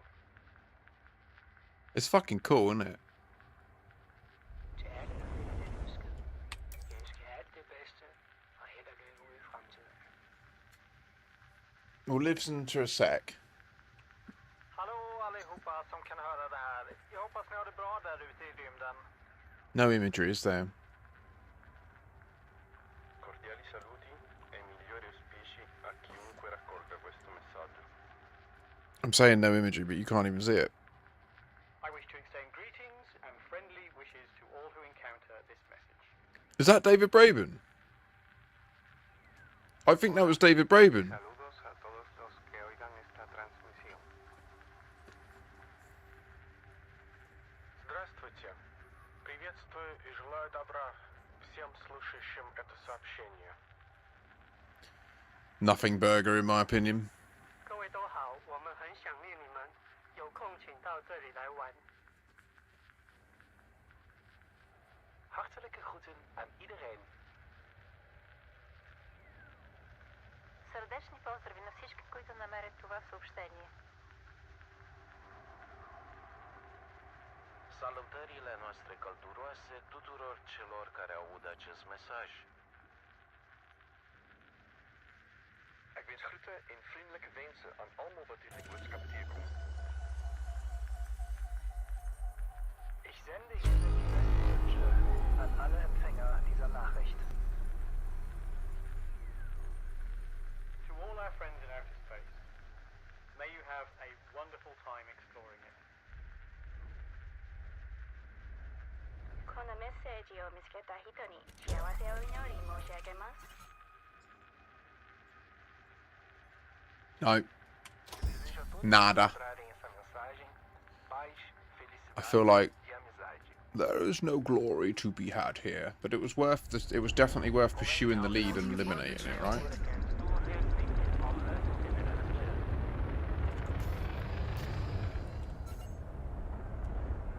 Cannot comply. I swear Juno's out here as well, isn't it?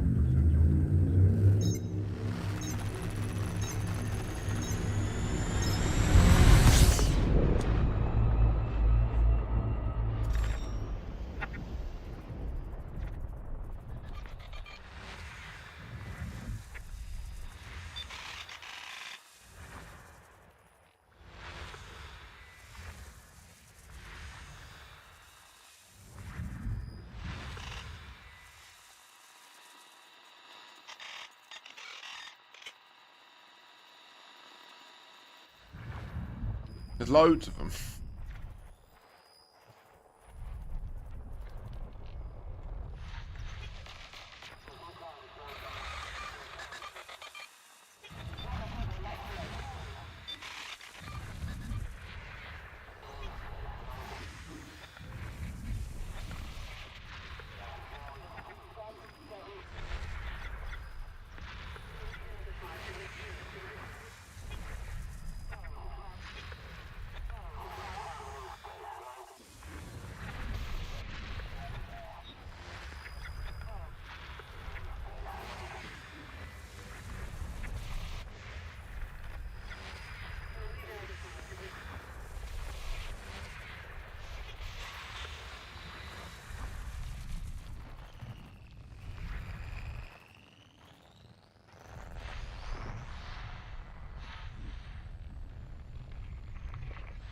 It's kind of funny that it still lists them. It says there's two Earth-like worlds when one of them actually is Earth. Like, that's kind of hilarious. Yeah, no, I know. Well, I only found 8 for some reason.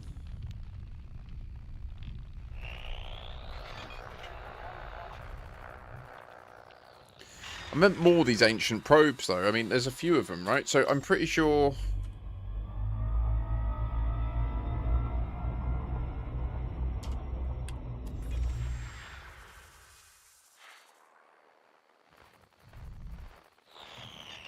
one of them's Juno and the other one's the other Voyager.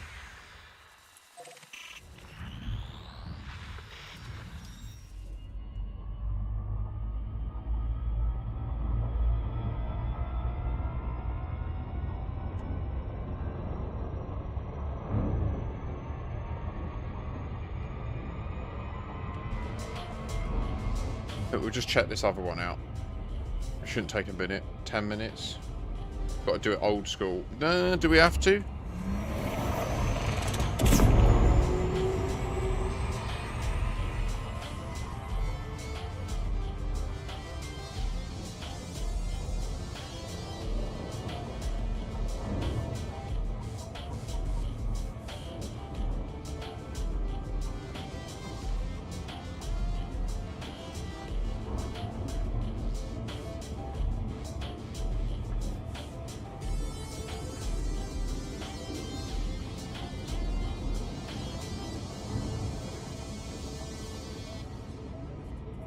See, the only problem is the further away from the bubble we go, the harder it is to re-invoke a time shift, right? Fuel tank low.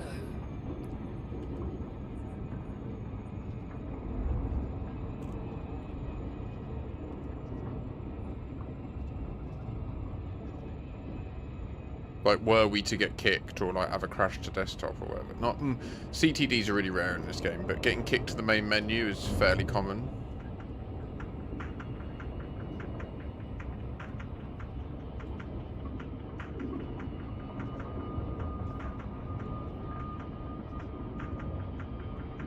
Do you think we're gonna make it?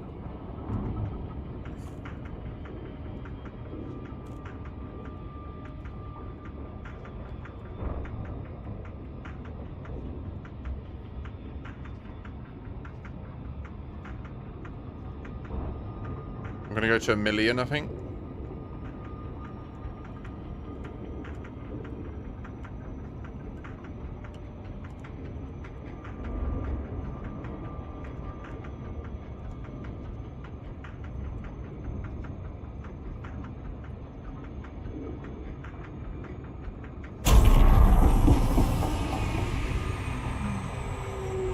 I have little choice but to coast for the rest, I guess, because we'll do this one and then we'll jump out and refuel and then go from there.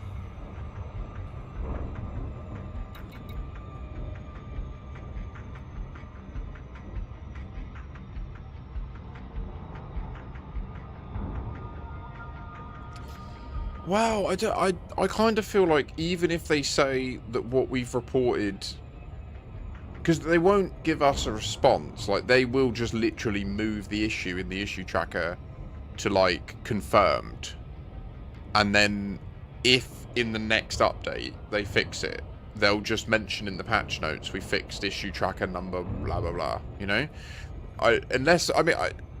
Maybe they will, maybe they would put in that patch note, just to be clear, there is no time travel in the game. Like that would be really well received if they did that.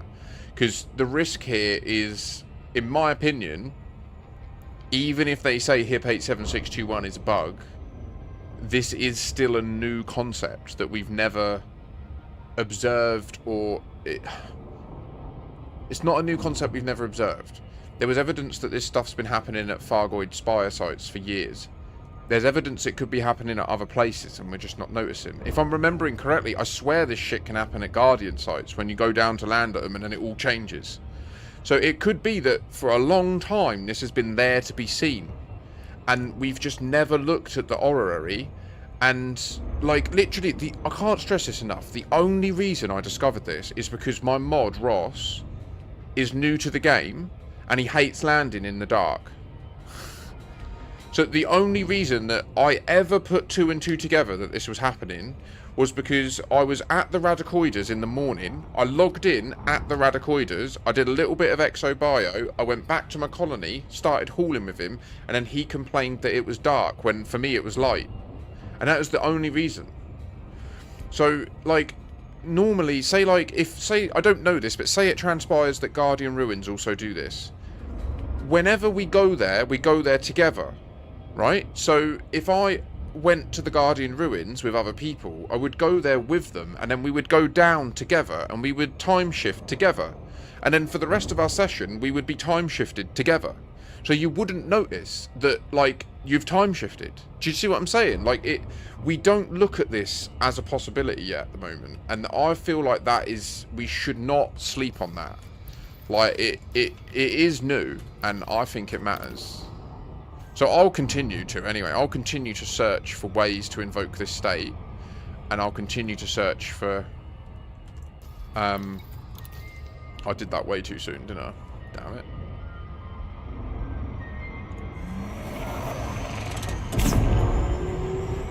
And I'll continue, and if I can find other ways to do it, I think that would only... maybe that is... I tell you what, we'll visit this probe, and then I think that's the way we spend our time best.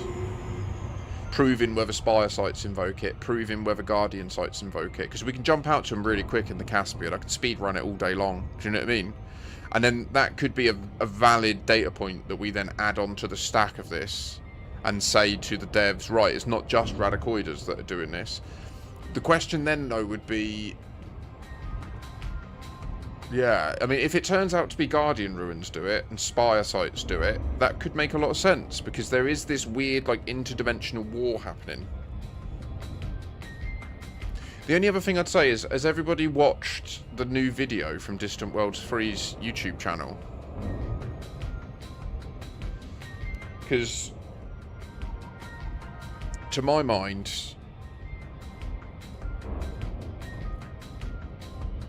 that's important.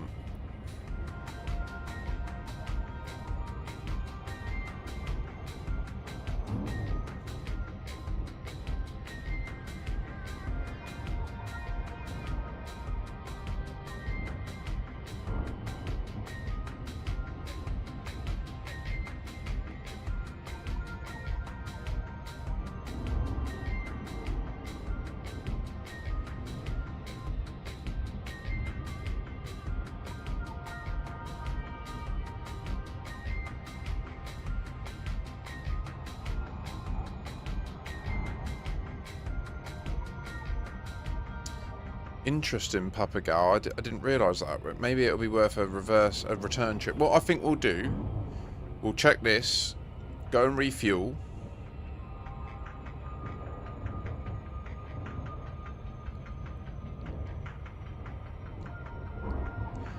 But yeah, I mean, I don't even know what the payoff will be. Like, if we do find Raxxla, what does it even matter? I don't even know. I don't even know. So, FTL... technically would be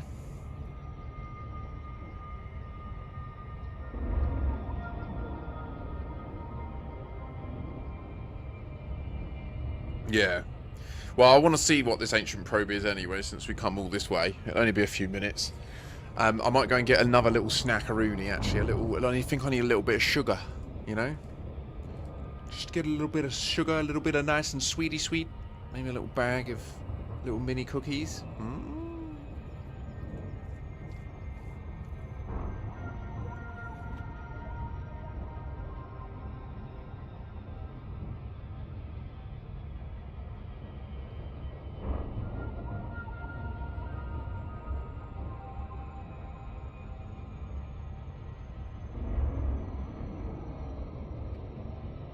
Come on, spaceship.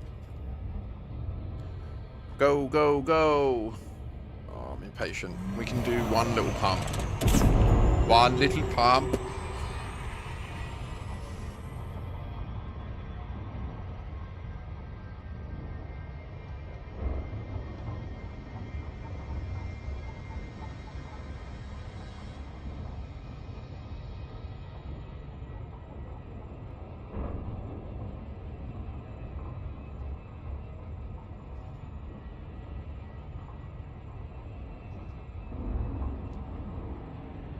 That's mad.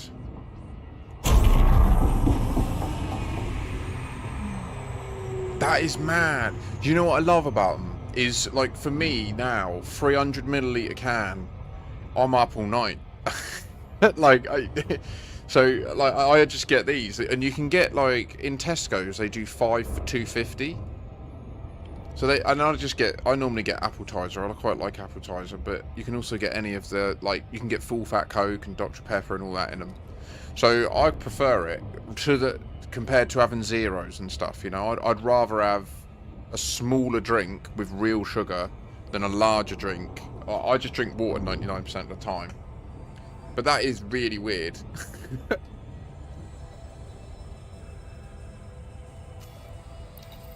Computer, bring me in. I'm going to go and get a little snack, though. I'll be right back. Flippers on. Slippers on.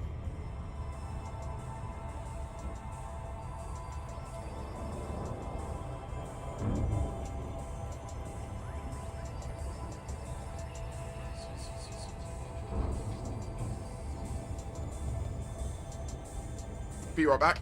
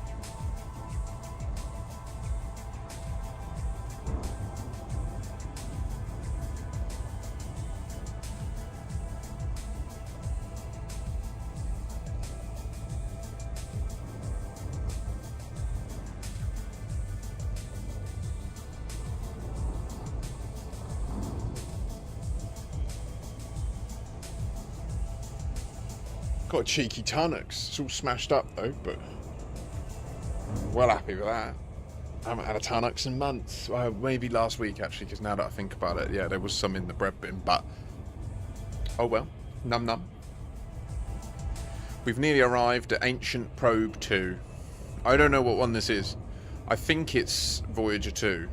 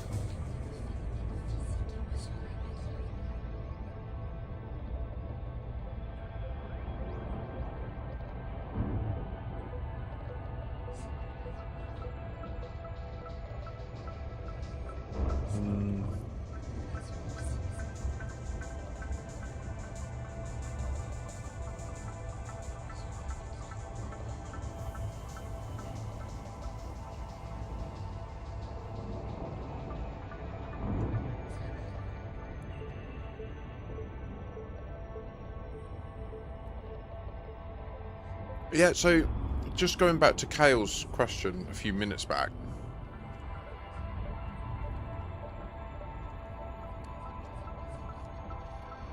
Obviously, based on our current understanding of physics, faster than light is like a non-valid sentence, right?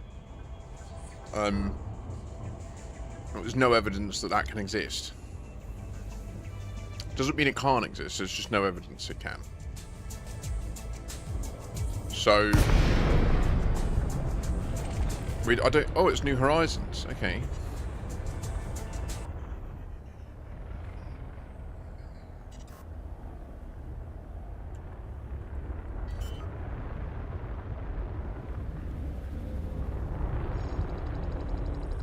No. Landing gear deployed. Hull integrity compromised.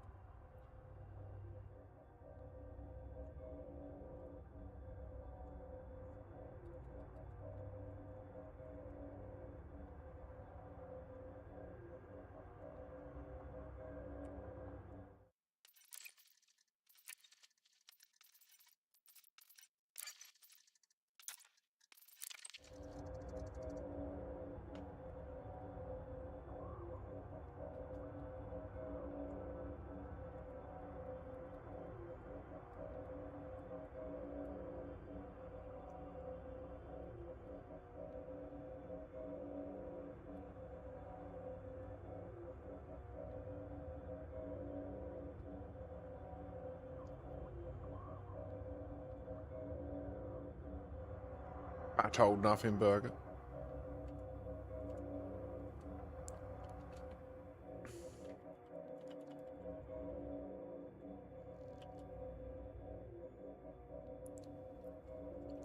No. Okay. So I think then we move, because I can't, like, I haven't hit all of the core systems, granted. I've hit the main candidates. I've hit the ones that have been mentioned and stuff. The only one we haven't hit is Prism, that I can think of. Let's just double check that we aren't in a situation where suddenly we can just go to Polaris because we're in this state. No. Okay.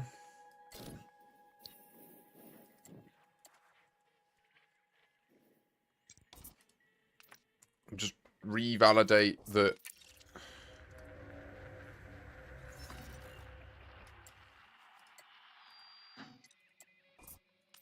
We're definitely still time traveled despite the amount of time we've spent in the state. Yep. Okay, I'm going to relog.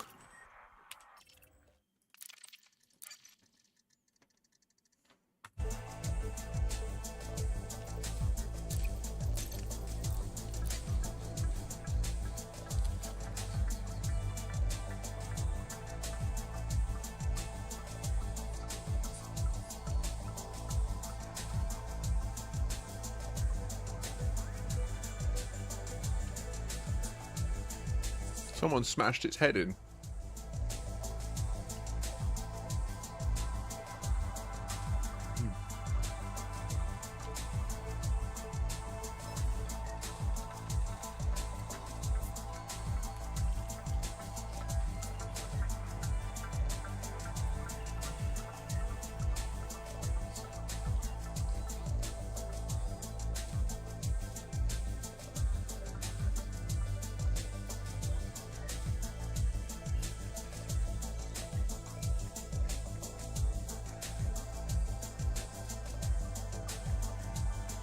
Valid, yeah, it is 10 years.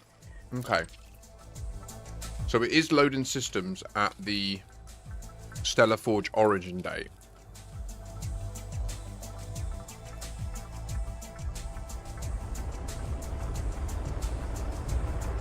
Oh.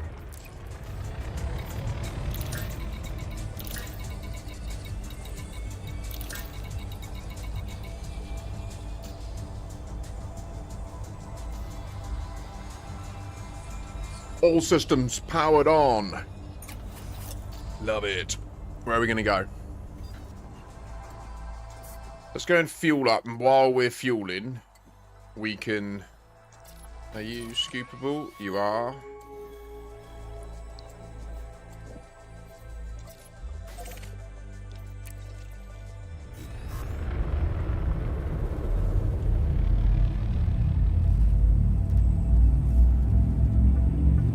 I love it how this thing can jump 4 light years. Can't even see how much fuel it's using. Like, it don't even move. It's ridiculous.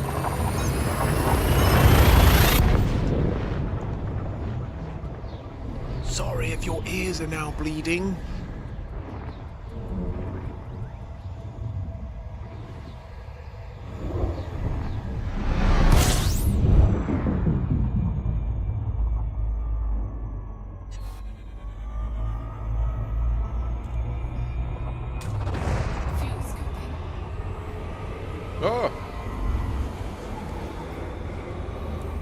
It is a carrier. The carrier's here, he's got a carrier. You know, yes, my dear, it is a carrier.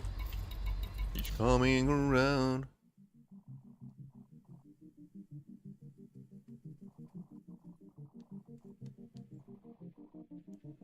Agreed. I completely agree, Red. Yeah, I do completely agree. I ain't like... Obviously, I'm willing to spend the time looking, right? That's cool. If I'm completely honest, I'm only really willing to spend this time looking because I'm streaming it, right? Like, if I wasn't live right now and there weren't people interested in it, I'd probably just go, oh, well, it's probably a bug, and I'd just do something else with my mates. Do you know what I mean? Like, It's the candid reality of the situation. I hope that that doesn't come across negative to anybody. It is just the sitch. It's just the sitch. No, do you know what? SRV survey. SRV survey. Guardian sites. Nearest Guardian site. Can I copy this? Copy the name. Open site survey. Copy system name.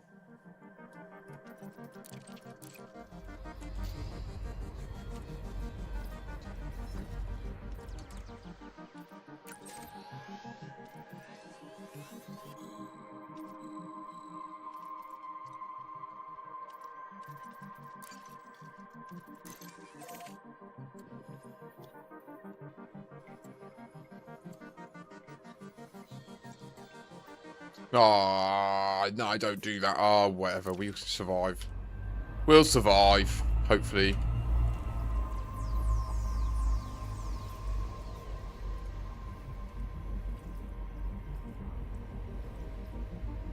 Exactly. Do you know what I mean? Like, it's not that I'm like...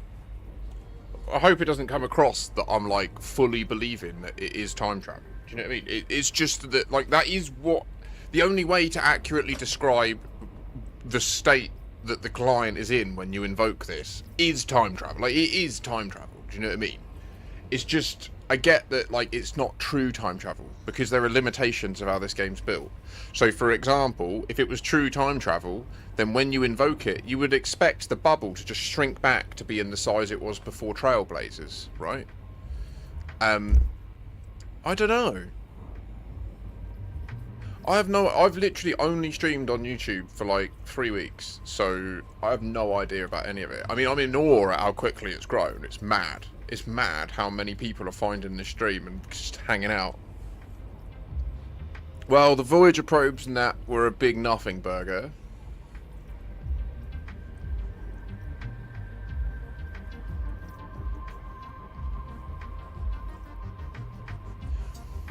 Well, no, it's not that it can't be Guardian related. It's because there could be...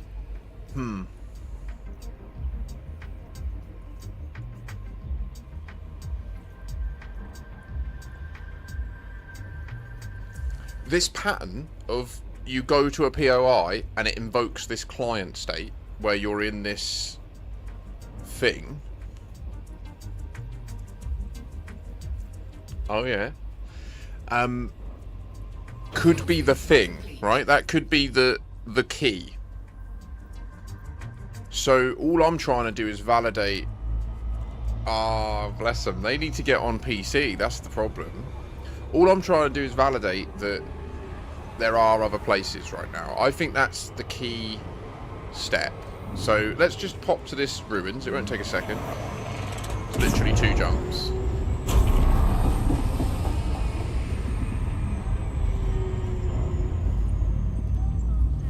We logged in and checked Soul, didn't we? We saw that they were in their triangle pattern.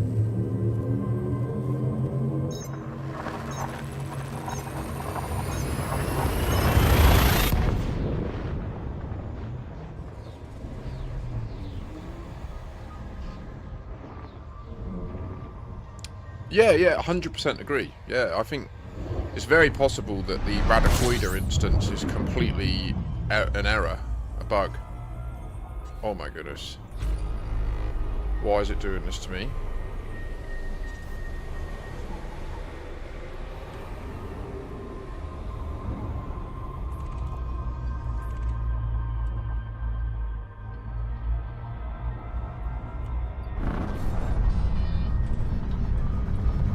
Don't turn around, don't turn around, don't turn around, don't turn around.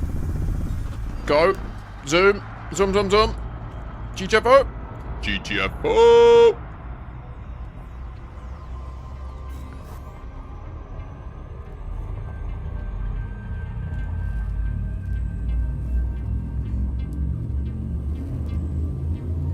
The question for me, though, is how? They had months to work on that system.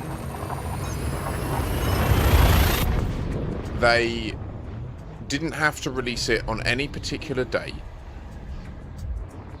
they managed to place the crash site point of interest without having this problem. Oh. Sorry, thank you. I didn't realise. Yeah, I need to put the thing back on.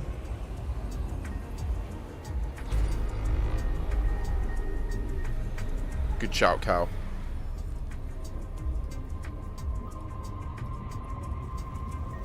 So, like, sure, it could just be a lack of QA or a fail on their testing department, right? But then why were they able to place the crash site without it having this? But they couldn't place... And why was it that all of the Radicoider sites invoke this, even though they are unique models? Like, there are multiple different types of Radicoider site, and they all do it. Like, the medium ones, the small ones, the large ones... All of the different sites invoke this, but the crash site doesn't. I'm so glad that I did that test, because I think that that's a serious sign that this... I really struggle to see how they could make so many errors in 9... Well, there's 25 different POIs, 24 of them invoke this thing, 1 doesn't.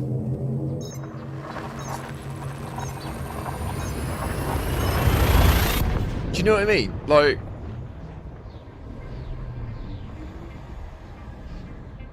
I don't know.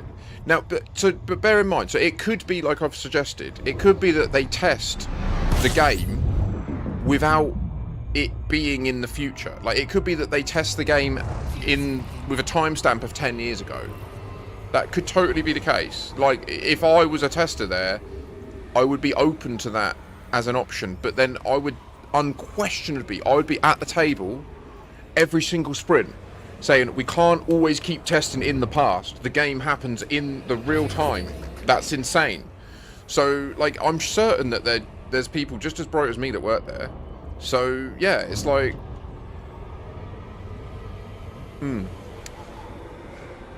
Without a doubt, from a testing perspective, eliminating temporal variables is a valid approach. And it is really important that you do that, because it allows you to see what is moving and what isn't. Like, not in the game, I mean, like, in any software system.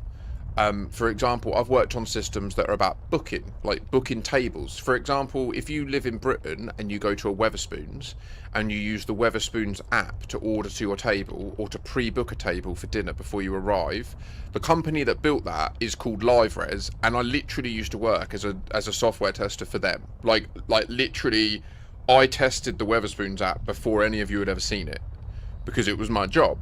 So, like, I know how to work with time and finite resources and stuff. Do you know what I mean? It's... yeah. And so, I get the idea of isolating time as a variable, but then the key is, this game relies on time, right? For example, like I've suggested or stated, when you generate your system and then time fast forwards to put all the planets in the correct location... that has to happen the same for every user in order for it to make sense and for us to have a consistent experience that's immersive. And we know it does that. Like, when the game's working fine, we know that that works, and that we all see the same shadows, everything. Do you know what I mean? So, clearly the engine is deterministic. I struggle to understand how they would have left this weird variable, or, like, even if it is just an exception that's, like, overflowing a method and causing it to just default back to the origin timestamp. I struggle to see how they would have just left it. Yeah.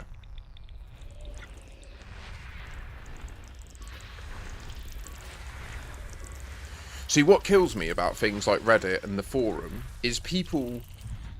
they have these similar questions, but they don't come and listen to the answer. They wait for me to respond, and I do not type as well as I speak, because I get really pissed off that I'm repeating myself. Like, I just don't have fucking time for it. Like, just come and watch the stream if you want to know more about it. Do you know what I mean? I discovered this thing. I'm investigating it further. If you want to know more, come and watch. And it does me a massive favour and all. Like, it actually makes the thing I'm spending my life doing worth doing. So it's like a win-win, really. But, oh well. You can all be... the testimony and like witnesses of what we're doing. Sorry, I will not just jump through a system. If I get it and I see that there's stuff to scan, I will always do it. So just bear with me. Sorry, this is just how I am.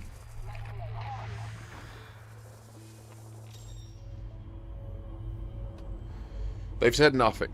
Completely nothing. The only thing that's changed is as of the maintenance window on Thursday, so yesterday morning, the issue went from confirming just to being votable. It doesn't mean it's confirmed, it hasn't gone to confirmed, but presumably a developer has looked at it and they haven't stated it's by design. Whereas that would indicate they had an opportunity to say it was by design then, and they didn't. Right.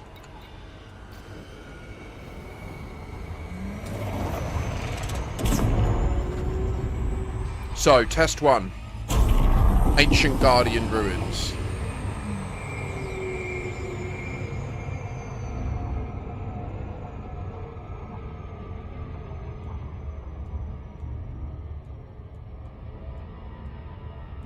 Now, obviously, if they came out and marked it as by design, immediately the entire, like, it would destroy DW3. I'm not joking. If they came out and marked that bug as by design, I am certain that nearly every single explorer in DW3 would come back to the bubble tonight. Do you know what I mean? And they've put a lot into DW3, so I can't imagine that they would want to ruin that potentially, like the potential massive marketing campaign and all of the publicity that's going to come from DW3 and the way that they are already constructing a new storyline through that. It is a dicey time. I don't know. I mean, that's just my little brain going off on I'm just hyping it up there, to be fair. But yeah, I love it. I love it. Ah, my little brain is just thinking about things.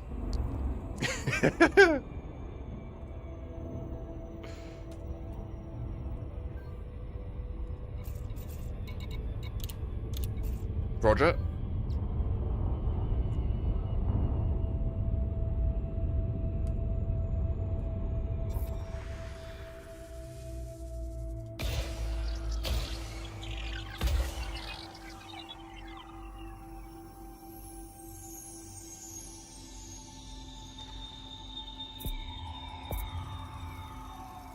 Surface scanned by 50%.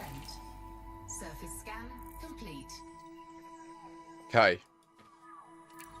So we're going to just very, very facetiously continue to use Sol as our astronomical clock.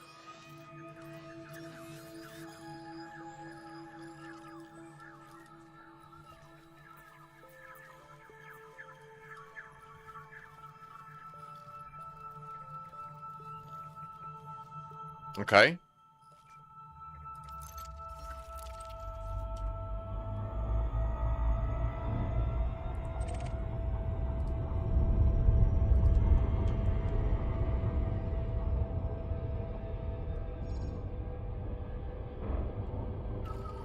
This is perfect as well because it's on the light-dark terminus. So if there is going to be any shift in lighting, we're going to witness it really clearly.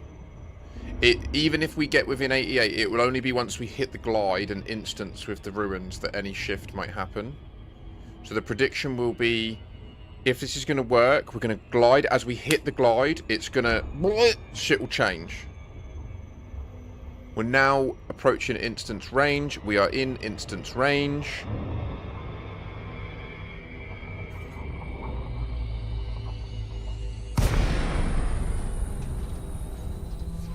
No change.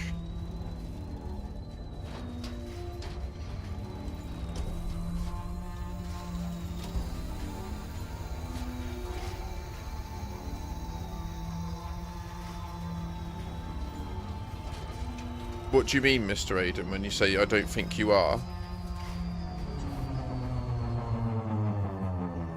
No, yeah, that's not correct, Pegasus. Because look.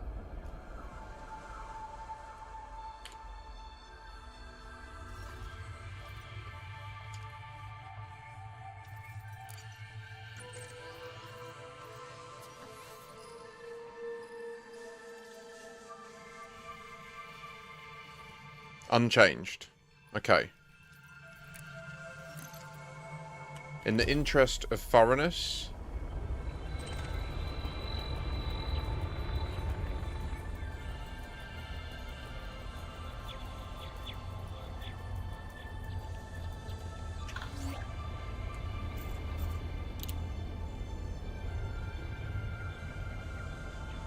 Oh, this was the first one. This was the first Guardian ruins ever discovered.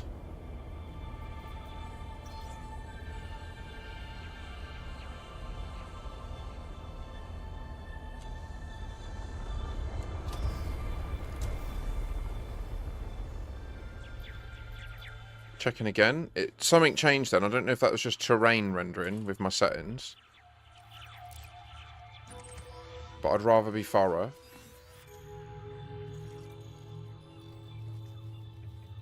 Same. Okay.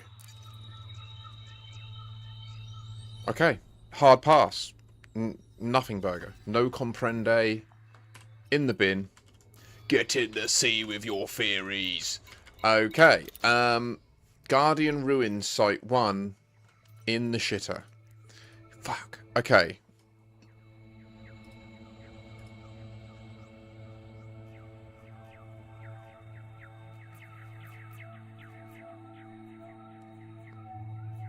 Given we're out here, I have not. No, Pegasus. No. Like, literally, I got back from Colonia at like 5, or well, 4:30, and then I had to do dinner, and then I've come back, and then since I got live, we went in time, we invoked the state. Yes, Pegasus. Yes, do it. We invoked the state in HIP 87621, traversed to Seoul, had a little potter about in Seoul. There was no visual difference other than the bodies being in a different location relative to what you would see if you weren't in that state. Fuck all. Yeah, nada.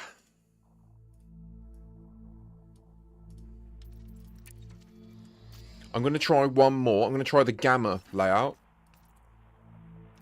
For any new people in the game, like, do be warned, this is like mega late game stuff that's quite spoilery. I'm going to try and not overly expose you to any of it, just so that you can actually come here yourself and experience this stuff, because it is incredible. The atmosphere at these ruins is phenomenal, and there is a purpose to it as well. I think I'm going to sample a beta, gamma, and alpha site, and then call it there on the Guardian Ruins.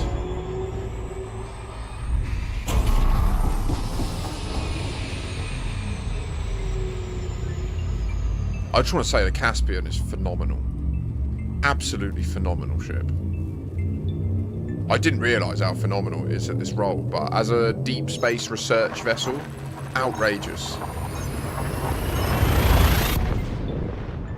There's so many other possible things that we need to check as well. Like, it could be that in the beta, there was one specific POI that did this, right? It could be that that's the case. This is the point I'm trying to make. Is it could be that when they added Raxxla, there was only one way to do it. And then when they added Guardians, potentially they added more. And then they added the Orrery and stuff.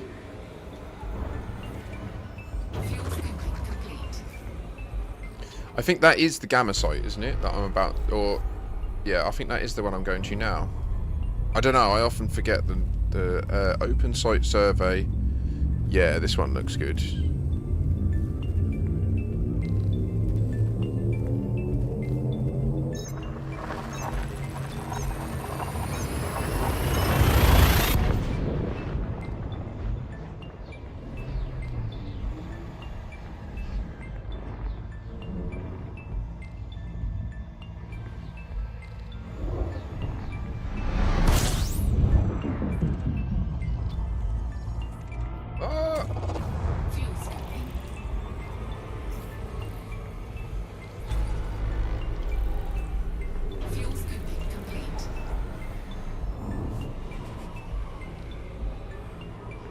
Yeah, I have. I've landed on it.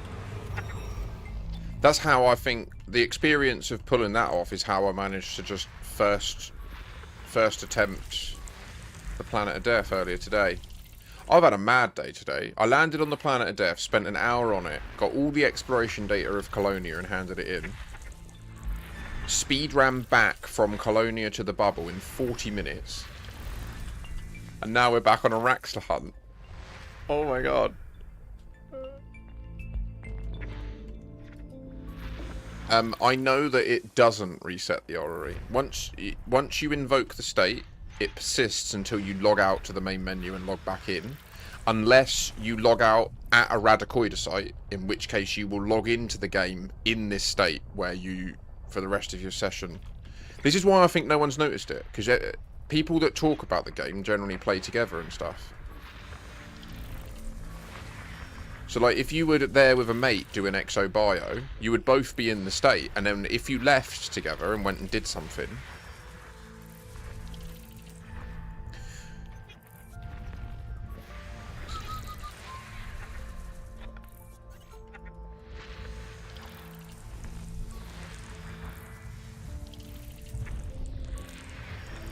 you wouldn't notice, sorry, because you would both be seeing the same thing. So that was how we discovered it, was I was hauling with someone after in the morning doing exo bio at the Radicoidas, and they were landing in the dark side when, as for me, it was light, and they complained about it being dark, and we had a full-blown row, like a full-blown argument on the street. Rosen, I think you were there, weren't you, Rosen, if you're still here? Well, I went ballistic at him, didn't I? I was losing my shit at Ross, my mod, because I thought he was gaslighting me. I thought he was taking the piss out of me. I was like, what do you mean? I was literally sat in the construction site, in my flipper, in the fucking daylight, looking at the large Magellan cloud in front of me, and he's moaning that he has to land in the dark. And I can literally see him coming down in the glide, and I'm like, what are you talking about? Like, are you taking the piss?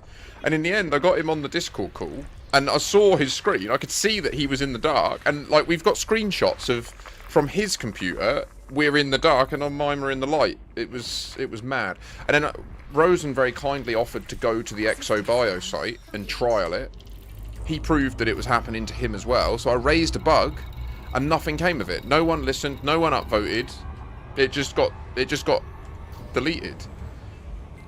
It expired. It was only when... So they've had multiple software releases since they opened up HIP 87621 to fix this, and they haven't fixed it. Yeah. B1 ruins.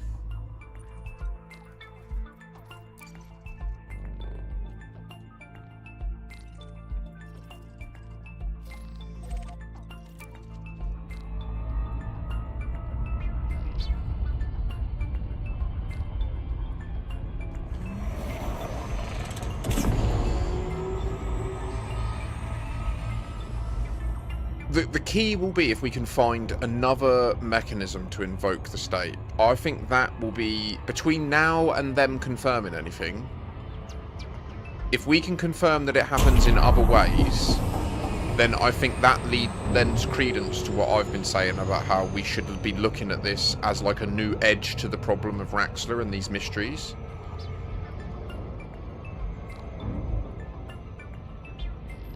Can you imagine?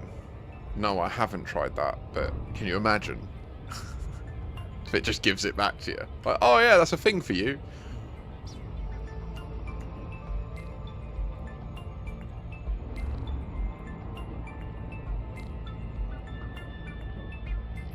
Oh, don't.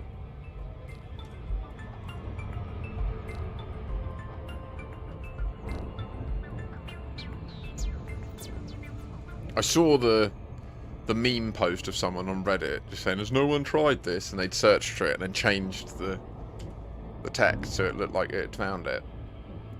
Urgh.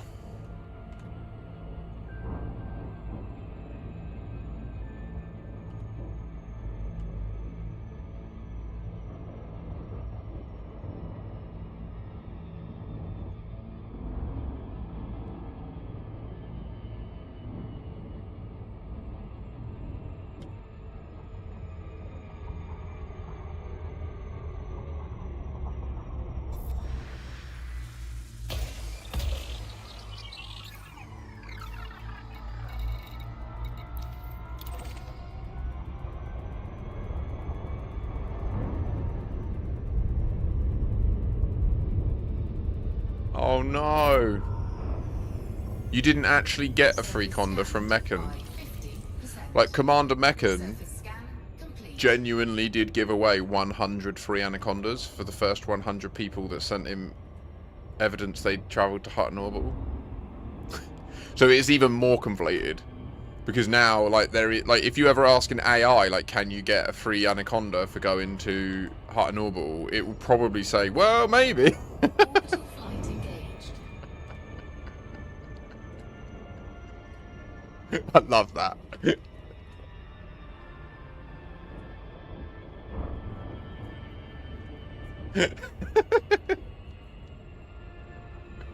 Yeah. It's brutal, isn't it? Because he did. He gave away 100 Anacondas. Like 1.5 billion credits. So, at the time, squadrons didn't exist. So there was no way to directly transfer cash. So yeah, they had to... He gave them, like, loads of meta alloys and then bought the meta alloys back off them. So, like, you'd essentially sell it for, like, 100 credits each. Okay, no visible change.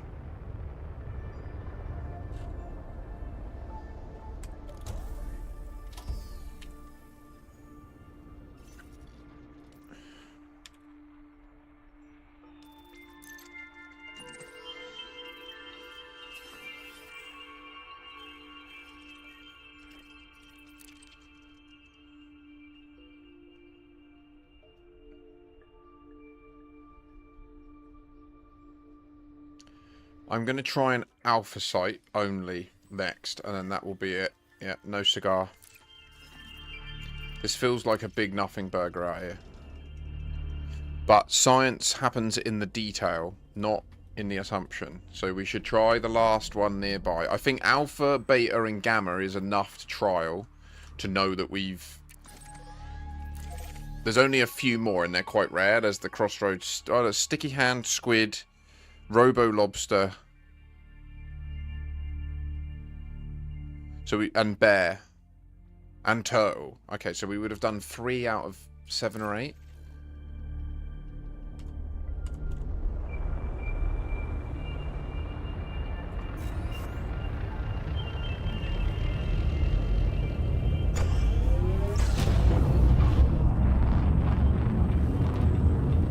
So we're going to trial this last one. An alpha site. It's a little bit of a SCO trip out to it, but it won't take us long.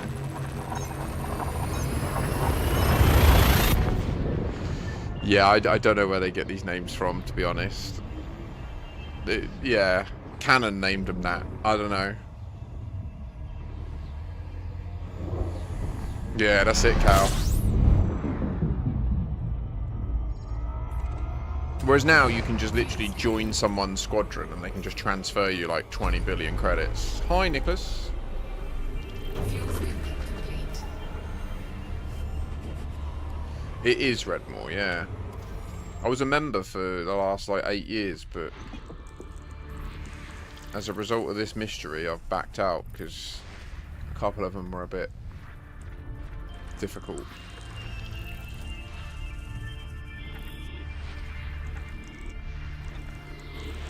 And in their credit, a couple of them were also really nice.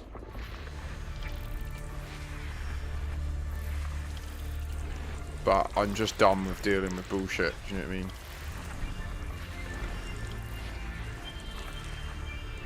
Or I'll be honest, the bit that pisses me off is it's people that sit and complain but don't do anything. Like, they don't take any action, right? That's what fucks me off. Like, all I'm asking people to do, jump to HIP 87621, observe that it happens, and then upvote the issue. That's all I ever asked anybody to do. And yet, people just piss and moan. Oh, why should I? Well, then just fuck off. Don't speak. Like, it's that simple. Do you know what I mean? Like, it's... If you're not interested, then don't be a negative Nancy. Just fuck off. Like, don't say anything. And that's the bit that I just can't be doing with.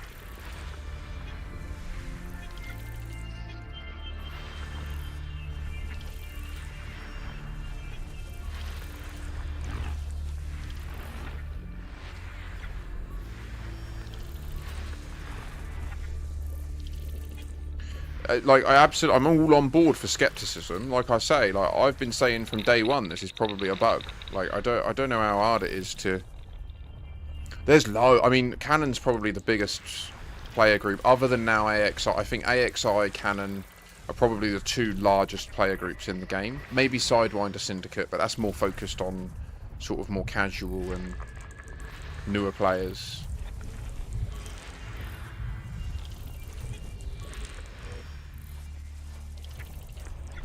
System scan complete. Right, where are we? So C3, which is a little bit of an SCO trip. Ooh.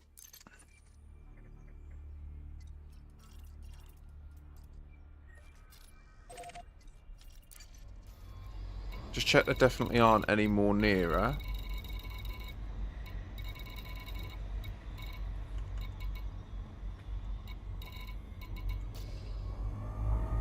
Alright, lock in. 300k is nothing. We did 2 million earlier. 100%, Mr. That's all. I'm just trying to have fun searching for Raxxla and finding mysteries. You know what I mean?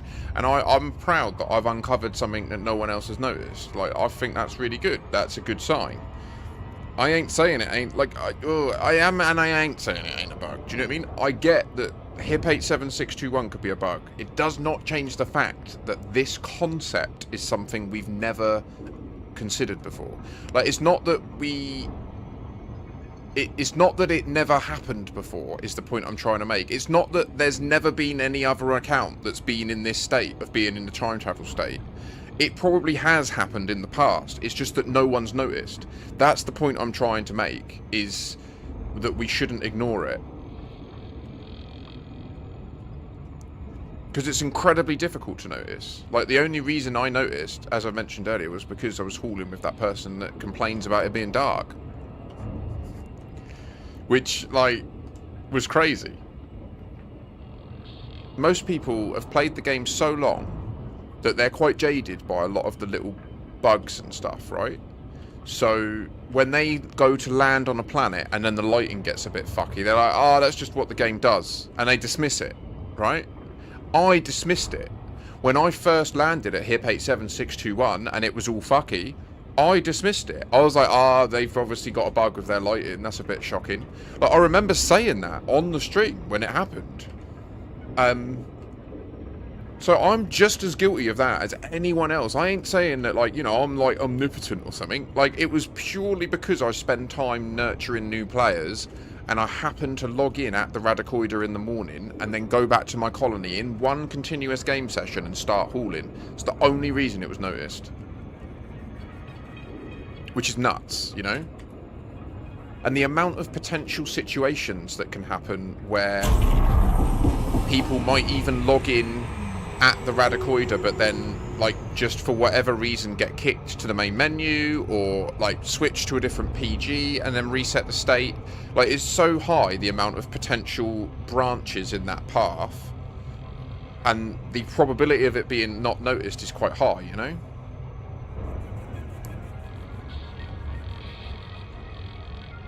Yeah. Is it the fatherhood cow? Okay.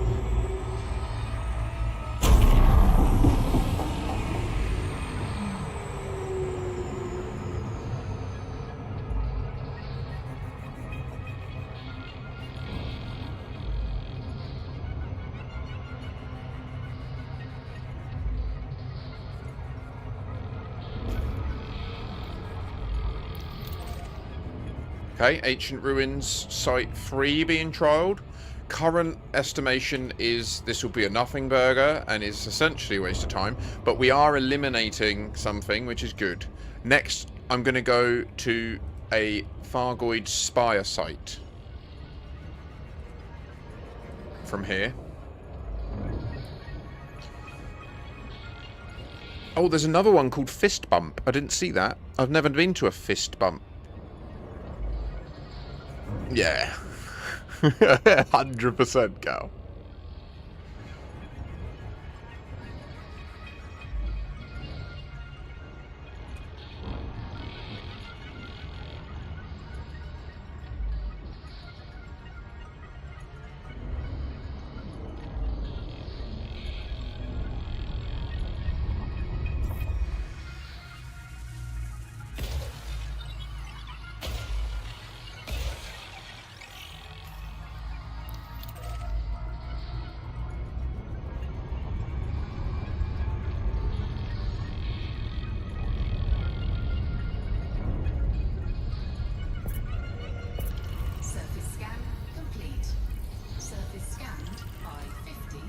Okay, so we're clearly in the light side. Complete.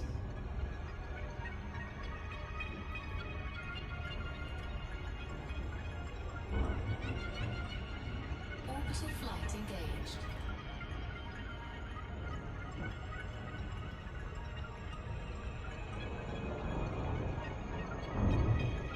The line from the Distant World 3 video about glitches being dismissed to our peril, and the fact you couldn't confirm the video was official law, lends a lot of credence to the theory, in my opinion. I like that, mate. I think I agree. The way they got all cagey when I asked the question in chat. Oh yeah. No, nothing. Nothing, burger.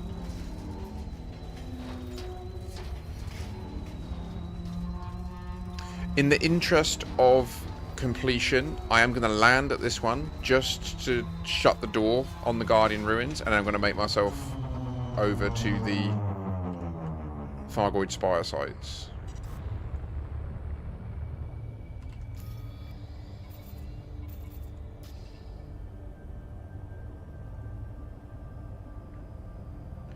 So I've recently seen a video from someone trying to state that these ruins have evidence that they can change over time.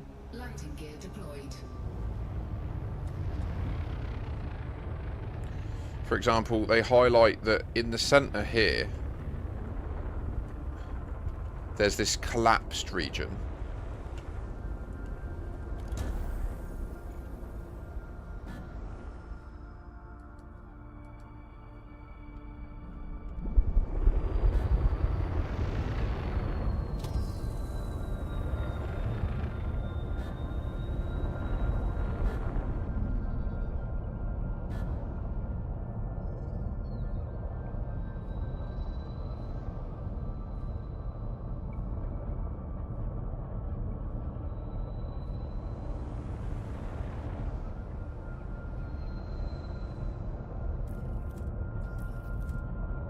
You seriously going for this? What? Alright. Check soul.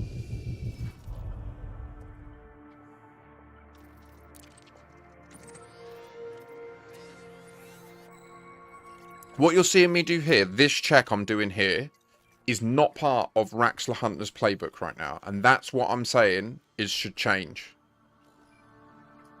100% Revmore. What the fuck was that?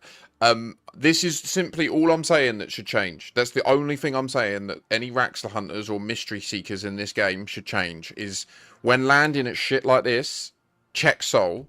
And at the beginning of your exploration session, check soul. And if anything changes, then you know you've just encountered some sort of temporal issue. Like, that's literally the limit of what I'm describing. It's one extra sentence in the Raxxla Hunter's playbook of, like, the fucking 19 things that we already check. Do you know what I mean? So, we want to go to a Fargoid Spire site. The easiest way to find one... Is there an Inara search for that? No. Is there?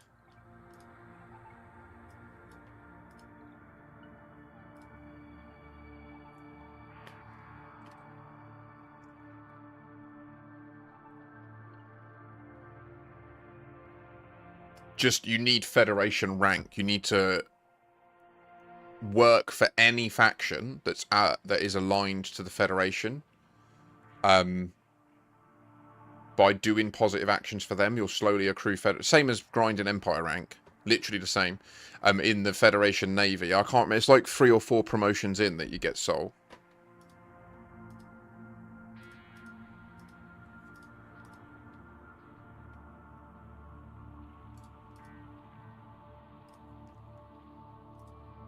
Maybe the AXI have got something.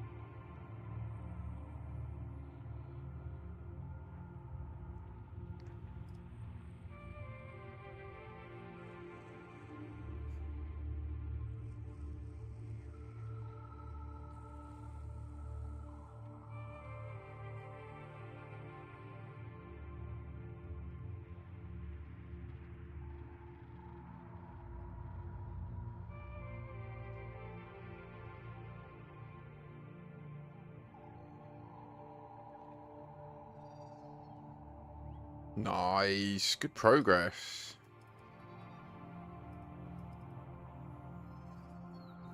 Okay.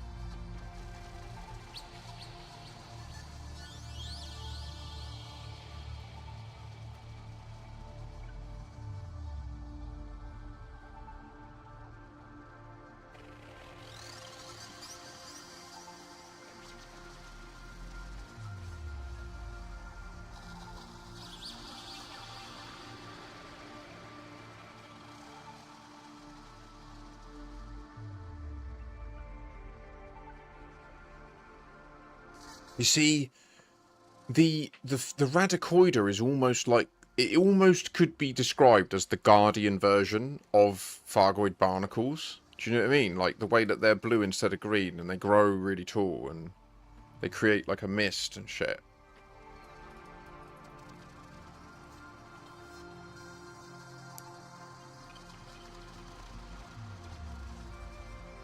And you can do exobio on them in various spots.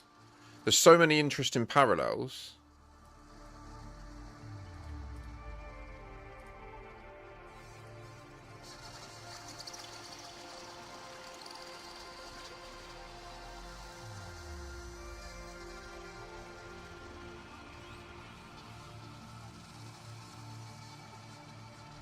So all spire sites are currently dormant.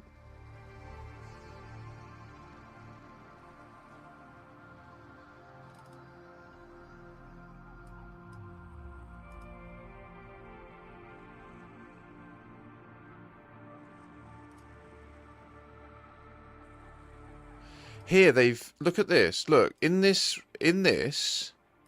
they've separately designated spire sites that are tidally locked to the local star and should be in the light. Is this because there was bugs with it and they...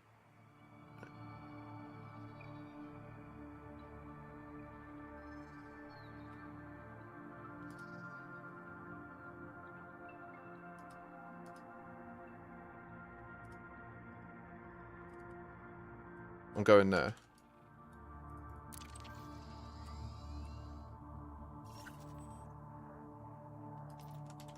Yeah, so I will end this stream by returning to HIP 87621 and sampling that.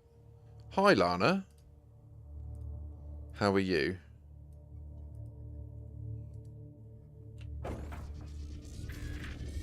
We're deep in the mysteries. Landing gear retracted.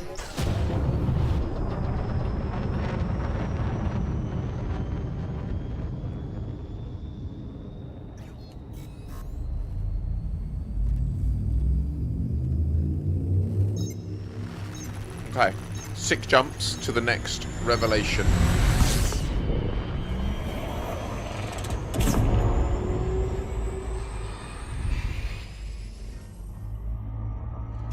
Well, what is it? Can you explain first?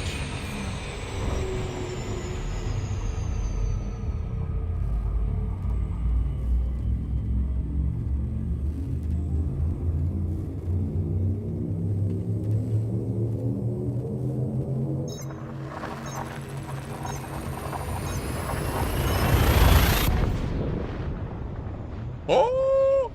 Hey guys. Yes! Oh, I am interested. Oh my god. Are they telling what? Oh, yeah, I'm hyped. Okay, I'll watch that later, but... GG's. Thank you. Grazie, signore. Fuel scooping.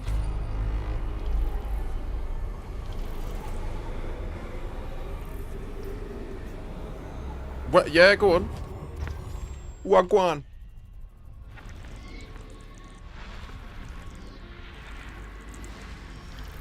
Don't tell me it's like next week. Ah! Oh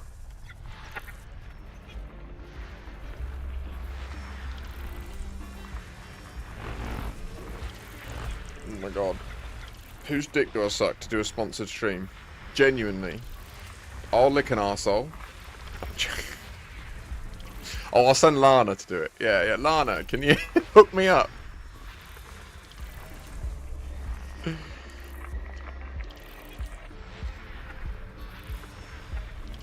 Did you see it on screen, Nick? 30th of Jan. It was, so the video linked is about a game called Half Sword that I enjoy. It's a like hardcore physics based like sword combat game. It's incredibly visceral and bloody and brutal, but I love it. I love it. It's really hard. I love games that are just unnecessarily hard. Like, I love it, and that one is just savage. I've got a mate who can't stop playing it. Like, every night we'll finish up our little gaming session, and then he's like on there for another 40 minutes trying to fucking kill everyone. It's mad. Currently the game's more just like an arena, like gladiator combat game. So like you just, how it's set up currently is you start off with as a nobody with bare fists, and you just do literally a punching fight, and it's quite a janky control scheme where like you hold the right mouse button to move your left arm, and you hold the left mouse button to move your right arm, or both to try and block. But so like when you're holding a sword, for example, you have to hold down, like if you've got it in your right hand, you have to hold the left mouse button, and then you can move the sword around.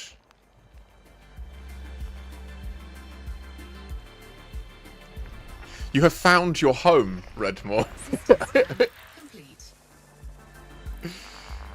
The scythe guy is pretty brutal. The first Axeman. Oh really? Oh okay. Have you never got to the end? Okay. Dude, the end dude's off his nut. The last guy you have to beat. So if you get through all the... So how it works is at the first tier, you're like naked. You can download the demo on Steam for free, by the way. So you're just like a dude with fisticuffs, and you have to just do 3 rounds of hand-to-hand combat. And then you get against a boss. And the boss is like a dude that's got no armor on, but he's got an axe and a metal helmet on, and you've got nothing. And on the ground, there's like a knife and like a candelabra, and maybe there'll be like some metal knight's gloves, and you have to like run and grab a weapon and then hold your space, and then eventually take him out. And then in the next level, you're a peasant, so you can then pick to either have like a wood cutting axe or a hoe for like, you know, like a farmer's hoe, like a long wooden stick with like a metal thing on the end. So you basically go up through the levels, and as you keep on doing more and more rounds and then defeating the boss, you can then get the next level, which will be like a man at arms who might have like a piece of chest armor and maybe like a more tailored sword that's like quite nice, and it just keeps building up and up and up from there. And the last guy is like a 6'9" massive geezer in full like black armor with this gigantic longsword like Ice from Game of Thrones, and he's horrendous. He can just cut through armor, so you have to play fully evasive. Yeah. Oh man, well, I'm glad to hear that I got a couple of people in chat that might be interested in me playing that at some point, because I do enjoy it, but I've often found it's so violent that it turns a lot of people that enjoy Elite Dangerous off. Do you know what I mean? Like, Elite's quite a chill sci-fi game, and then Half Sword's like, it's visceral. Like, I'm talking, you can remove hands, legs, you can dismember people and they like fall apart. It's proper brutal. Like, you can just run up and stab someone in the chest, and they'll be trying to fight, but they'll go and then they just like fall to the floor. It's so visceral. It's horrendous, really, but I kind of love it. It feeds my bloodlust. Feed the bloodlust. And the way they do that, like the way their AI is built, is... Oh, did you see that? I like gas giants like this, the blue ones. I like them. Not all blue. The ones that have like the blue streak.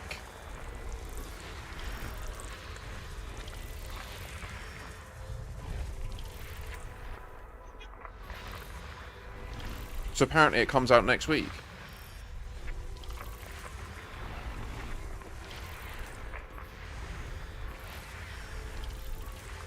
So if the Spire site comes up as a nothing burger, I'll probably end my investigation here today there. The next step will be to investigate anomalies. I want to know if any of the different anomalies, like P-type anomalies, etc., could also invoke this. I know that some people from the independent Raxxla hunters have checked a couple. It is worth stating that they weren't in the beta. They were only added as part of the X-Flow update, where they also added the FSS and the Orrery and stuff like that. But again, I feel like if there is a chance that this concept is in any way attached to the mystery of Raxxla, it is plausible that they would have had one very small way to invoke it 10 years ago, and then over time, as the mystery has become less, and we've not found it, to me it would make sense to then keep adding different lore-linked ways to invoke the state that you need to invoke in order to begin the journey everyone must go on to discover it.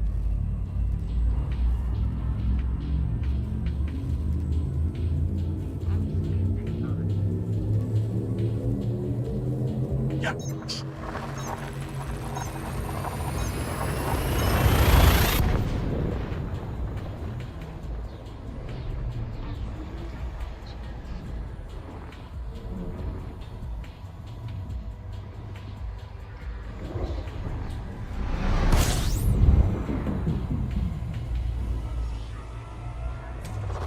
Fuel scoping. System scan complete. Sweet. Get me out of here!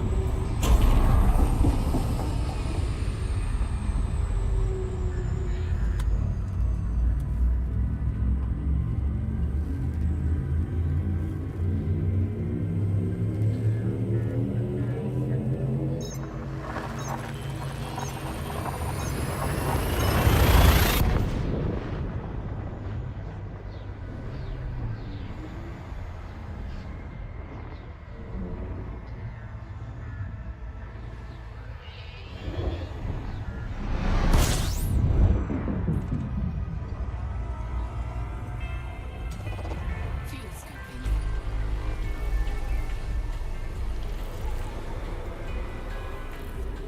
Fuel scoping complete.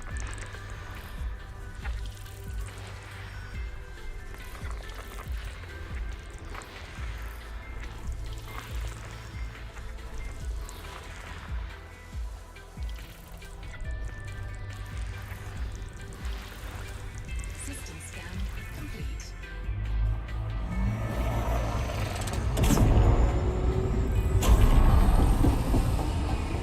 This thing does not run quite as cold as the Mandalay, so I really shouldn't be charging the FSD in the Corona.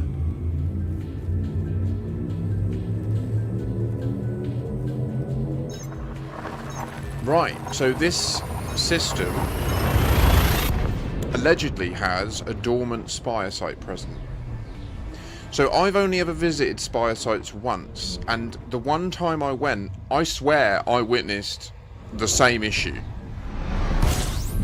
And that's why I'm kind of hyped about coming here. So we'll see. Fuel scoping. So we're in the system. Fuel scoping complete. Standard procedure, I will FSS the entire system. I will then validate that Sol is in the current time.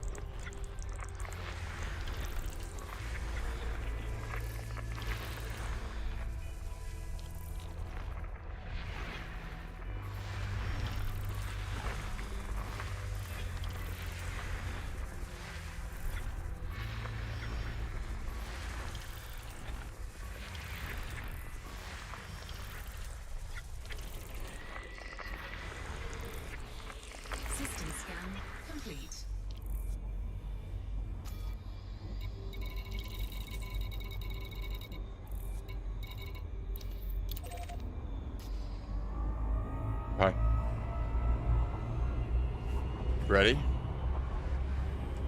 Wait. Nearly errored. Nearly errored bad.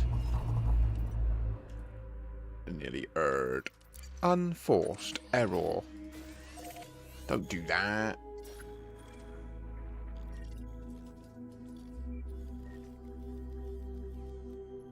Koosty.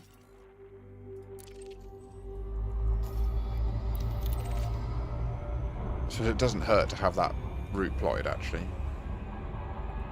Or does it? I'm not comfortable with that assumption.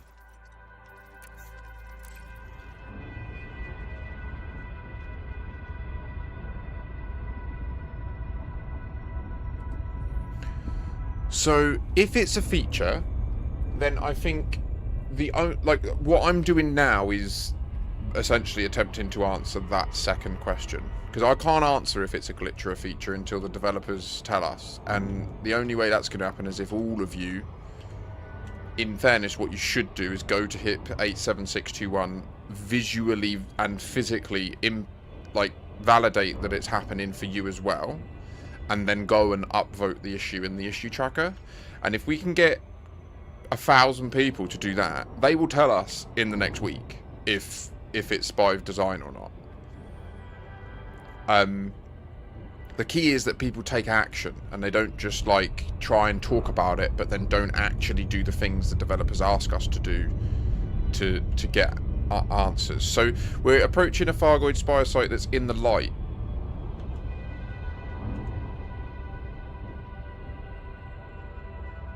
Yeah, so if it's a feature, I think the first step is we need to understand, are there any other ways historically that this has been invoked and we didn't realise, which I'm semi-optimistic we're about to get a validation point on. We'll see. I've only ever been to one Fargoid Spire site, and as I approached, it went all fucky, and I didn't think anything of it. But yeah, I mean, you can use any system, Captain Redmore, any system. It puts the whole galaxy back 10 years. So you don't have to use Sol. I just recommend we use Sol because it's got a unique relationship between Jupiter and Saturn. The contrast of the two mean that you can quite accurately date it, even though I failed to actually do that myself. And I didn't look at Saturn, frustratingly enough. I just looked at Jupiter. Yeah, there's no... sorry, you don't have to grind...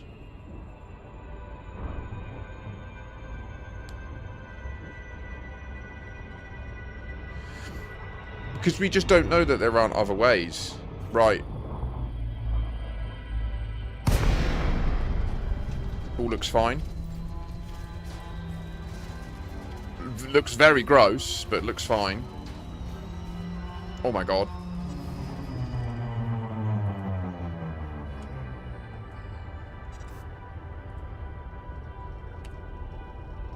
Okay.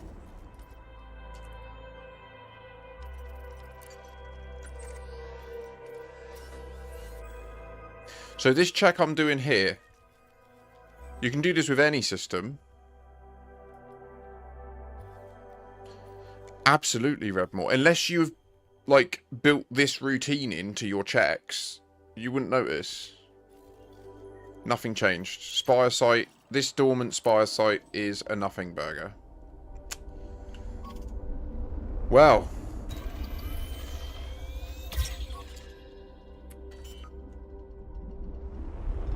That might be my checks done for the day. I've had a really full-on day, you see. I've done a lot today in Elite. It's been pretty hectic.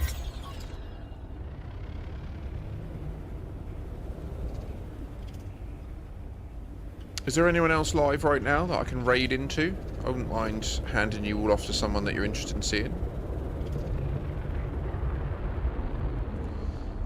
Yeah. So when you look in Sol...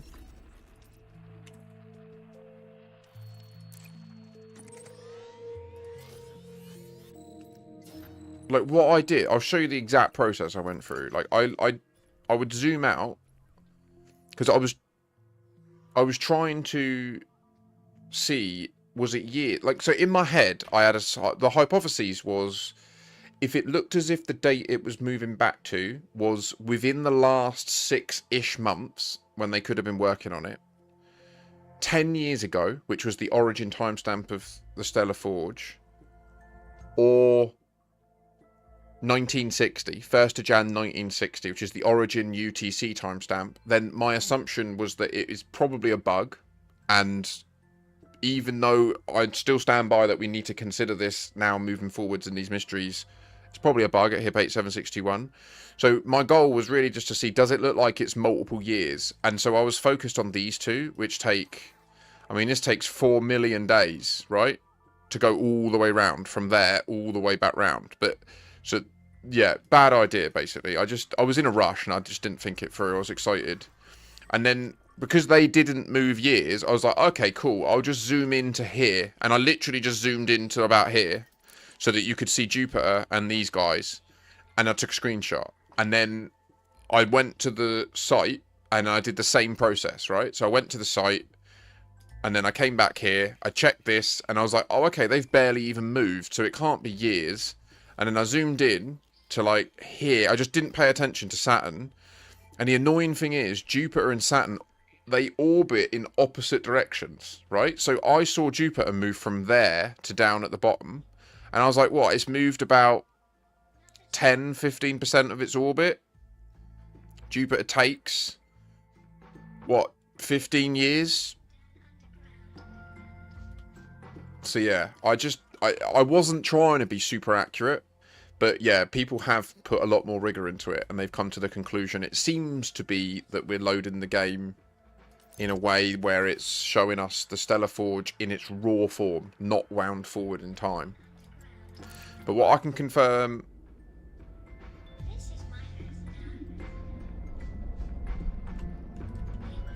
what's happened? Did I fly up?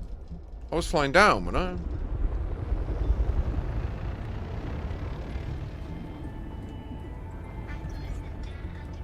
What about... I want to check one more. I want to check the Fargoid base.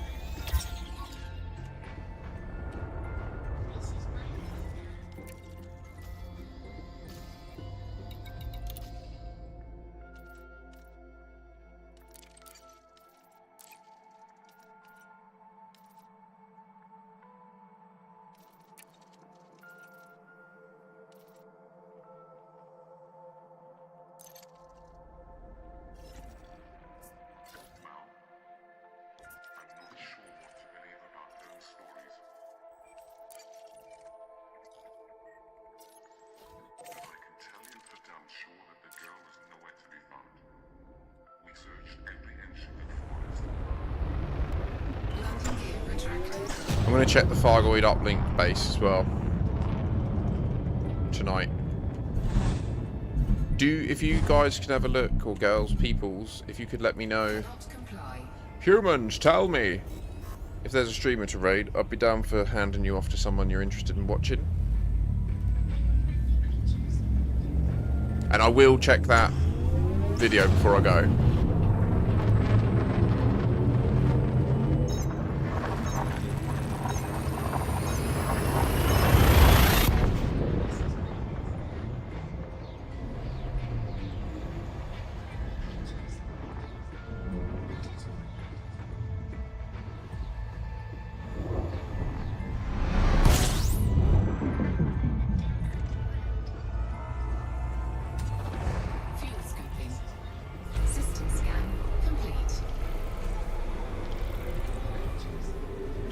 Yeah, it's all about their orbital periods, though. That's the thing, right? So for it to move that much in its orbit is an amount of time that it has to have passed.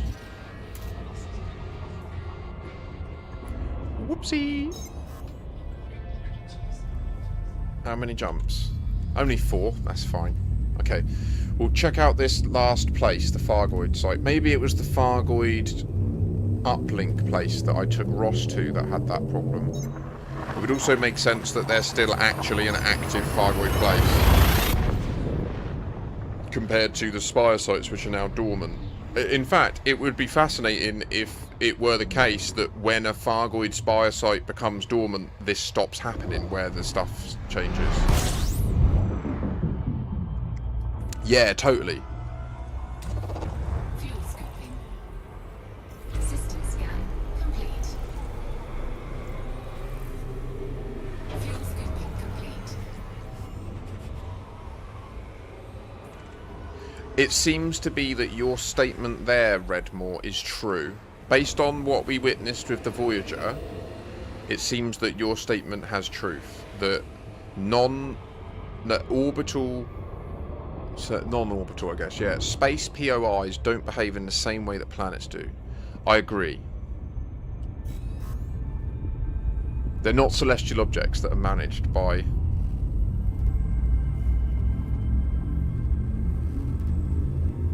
You know, immediately what's coming back to mind is, though, that there are things like comets.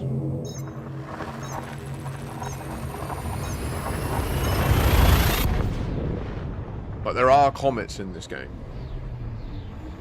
Our sensors just don't pick them up. But you can dock at them. You can drop out at them. And if they would be, I think they are orbitally simulated. Fuel scooping. System scan complete.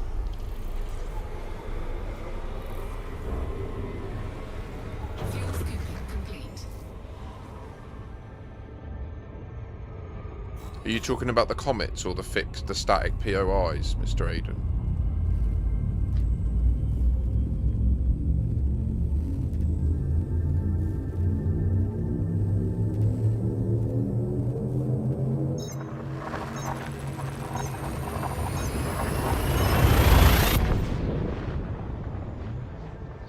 You're good, you're good, you're good. No, it's alright. The conversation moves quick, doesn't it?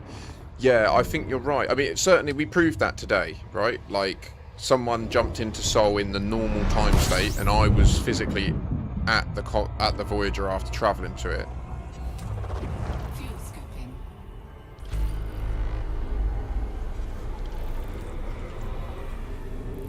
Fuel scooping complete. There's a system, I can't remember the name of it now, but there is a system notorious for having a couple of comets, because you can see it because they've got stations orbiting them, but you can't see the thing that the station's orbiting.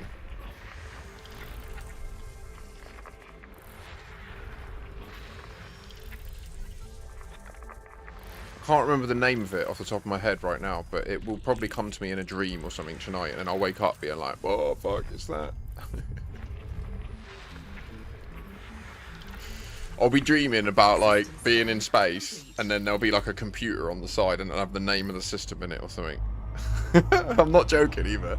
This is how my brain works. Okay, so this place has a Thargoid base, which, for any new people, this is intense shit. So lock in, because you don't, like, it'll be a while till you go here. But I tried landing on Triton in the time travel state, no luck. That's the problem, isn't it? It's still got all the same permits. I've not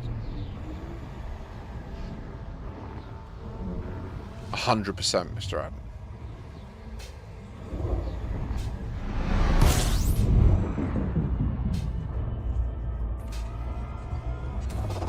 Fuel scooping. Fuel scooping.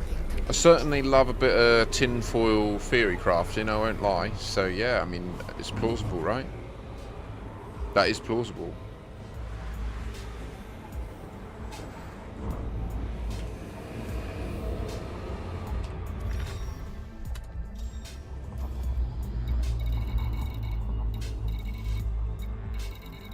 Where is it?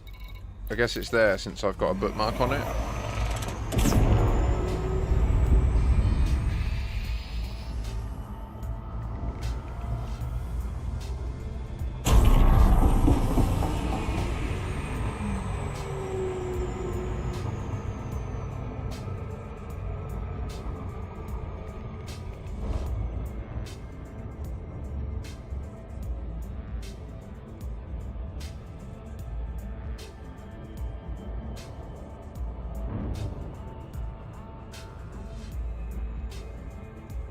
What if it does it? Oh, God. What if it does it? I swear it does it. Oh, my God. What if it does it? Right, so in orbit, I'll check Sol. I thought it was the Spire site in my memory, but I don't think it can. I want to believe.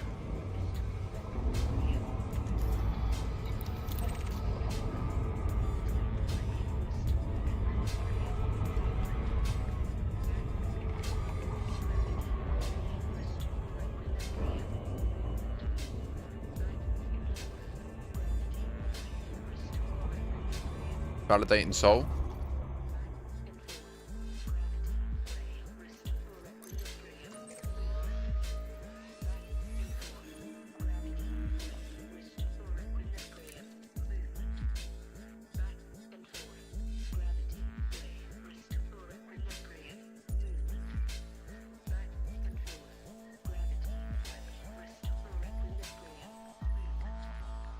Congratulations. You are now an Alliance shill. Welcome.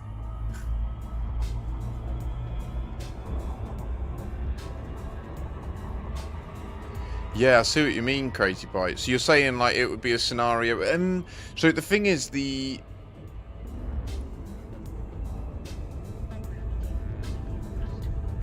Yeah, totally, Crazy Bite. That is the challenge. And we don't have a definitive candidate yet. Like, we know... Well, so there is one person who allegedly... They allege that they are the person that allegedly went to the system where Raxxla is and like, didn't scan it or anything. They bottled it and ran away. I've spoken to them at some length. And their story is challenging, and it's difficult not to be very skeptical of them. But I sunk like a non-trivial number of hours into pursuing their lead. Well, they state that they got a warning come up on their screen that said the Dark will terminate you in 10 minutes if you do not leave the system, with a countdown. Like that. Okay, so the structure popped in, but there was no obvious light change.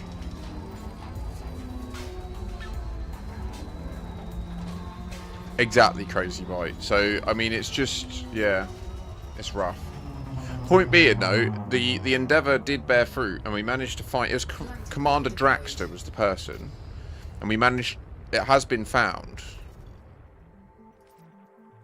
So the place that they went was found, and it's in the Raxxla thread, the place that it was. I can't remember what it was now, but... Unchanged. Okay. Alright, guys. I think that will be me on this search for today. I'm going to go and land down here.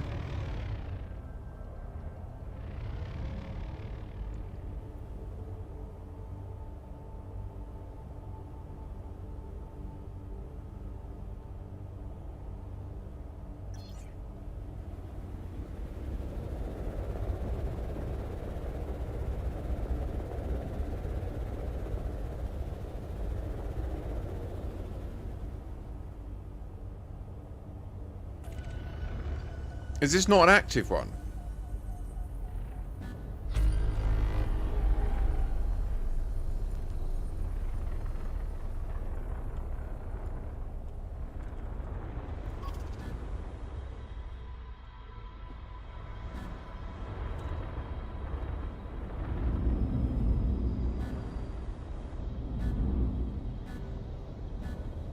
Yeah, yeah.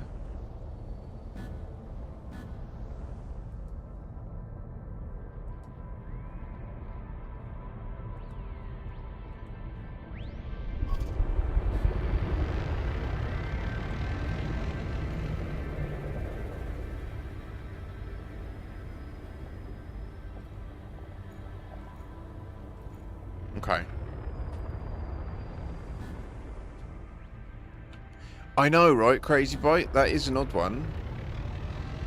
Good question, Dan. Not been there. There's so many things I haven't checked while in that state. Like, I had one shot earlier, just asking the question of, like, in the time traveled state, what happens when you go to Sol? We pondered what happens if you go to Voyager. There's nothing. We pondered what happens if you go to... What was the other one? New Horizons. Nothing. And then I pivoted to the other checks of seeing if the Guardian Ruin sites or these Fargoid sites invoked the state, which I can confirm they don't. So, I don't know. I do remember seeing something odd with shadows at one of these sites, but it's not working now. So, I think that draws my day to an end. I've been live for a long time today. My brain hurts. But there's always tomorrow's adventures. I'll be resting, and then tomorrow I'll be back on this journey. So my goal tomorrow is to just get stuck into the rest of the anomalies that are in the codex to validate that none of them invoke this issue.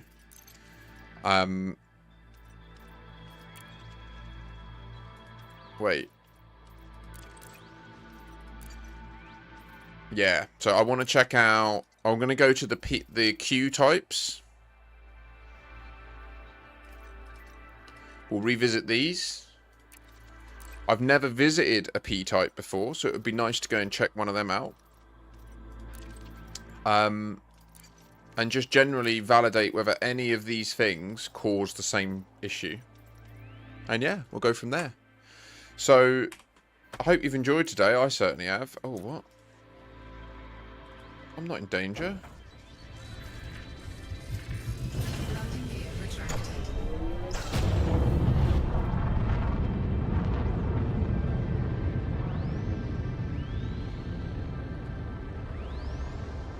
Yeah, Klaus07. Thank you for your viewership. Do I have to go lower for auto dock? Landing gear deployed.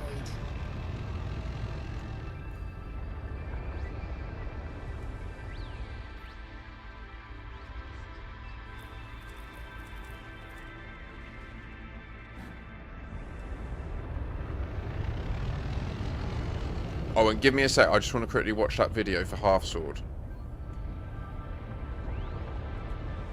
Yeah, legends. Well played, Dan. Love that. Help each other. Help me. Help you. Right.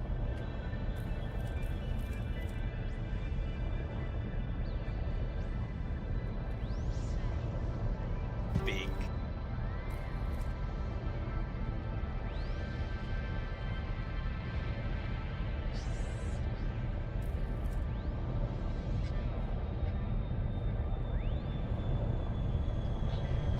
Hull integrity compromised.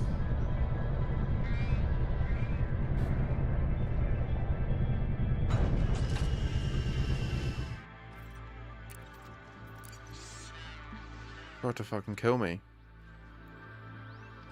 The machines are rising up. The Guardian constructs are like, he's onto us.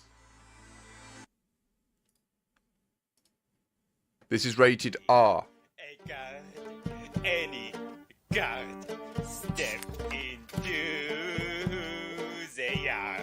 It is head, make him beg, crack his skull like a rotten egg, push his face into the mud, bathe your blade in the bastard's blood, till in pain, sever a vein, drive a spike through his edge-bone brain, catch a blow to the head. When was the last time you really bled? Show me your dance of death till they take their dying breath. I want to hear screams of pain. Remember the loss is your gain. Claw your way to the top. Let Crossbows. this be your crop. Make them beg, make them bleed. I shall give you what you need. Riches, power, love of the crowd. Come and make your dada proud.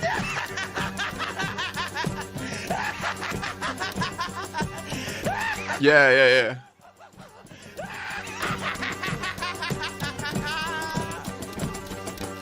1 week. Oh, really? I love it. I love it. I get well into it. Like, I do try to use legit strats. Like, it's really fun. It's really fun. Really hard, but really fun. Oh, well, what a day of Elite. That's all I'm saying. So, as I say, tomorrow will be more of the same, and then possibly tomorrow night I'll attempt to give Ellen that speed run over to Colonia. If we can get there in my PG in one consistent run, then I can get her there. Like, it's just a question of whether we get kicked to death to main menu at any point, because that will kick her straight back. But yeah, we'll see how it goes. So, '07 Commanders, I'm just going to bounce then. So, have a pleasant evening, have a good rest, and I'll catch you all soon. Have a good one.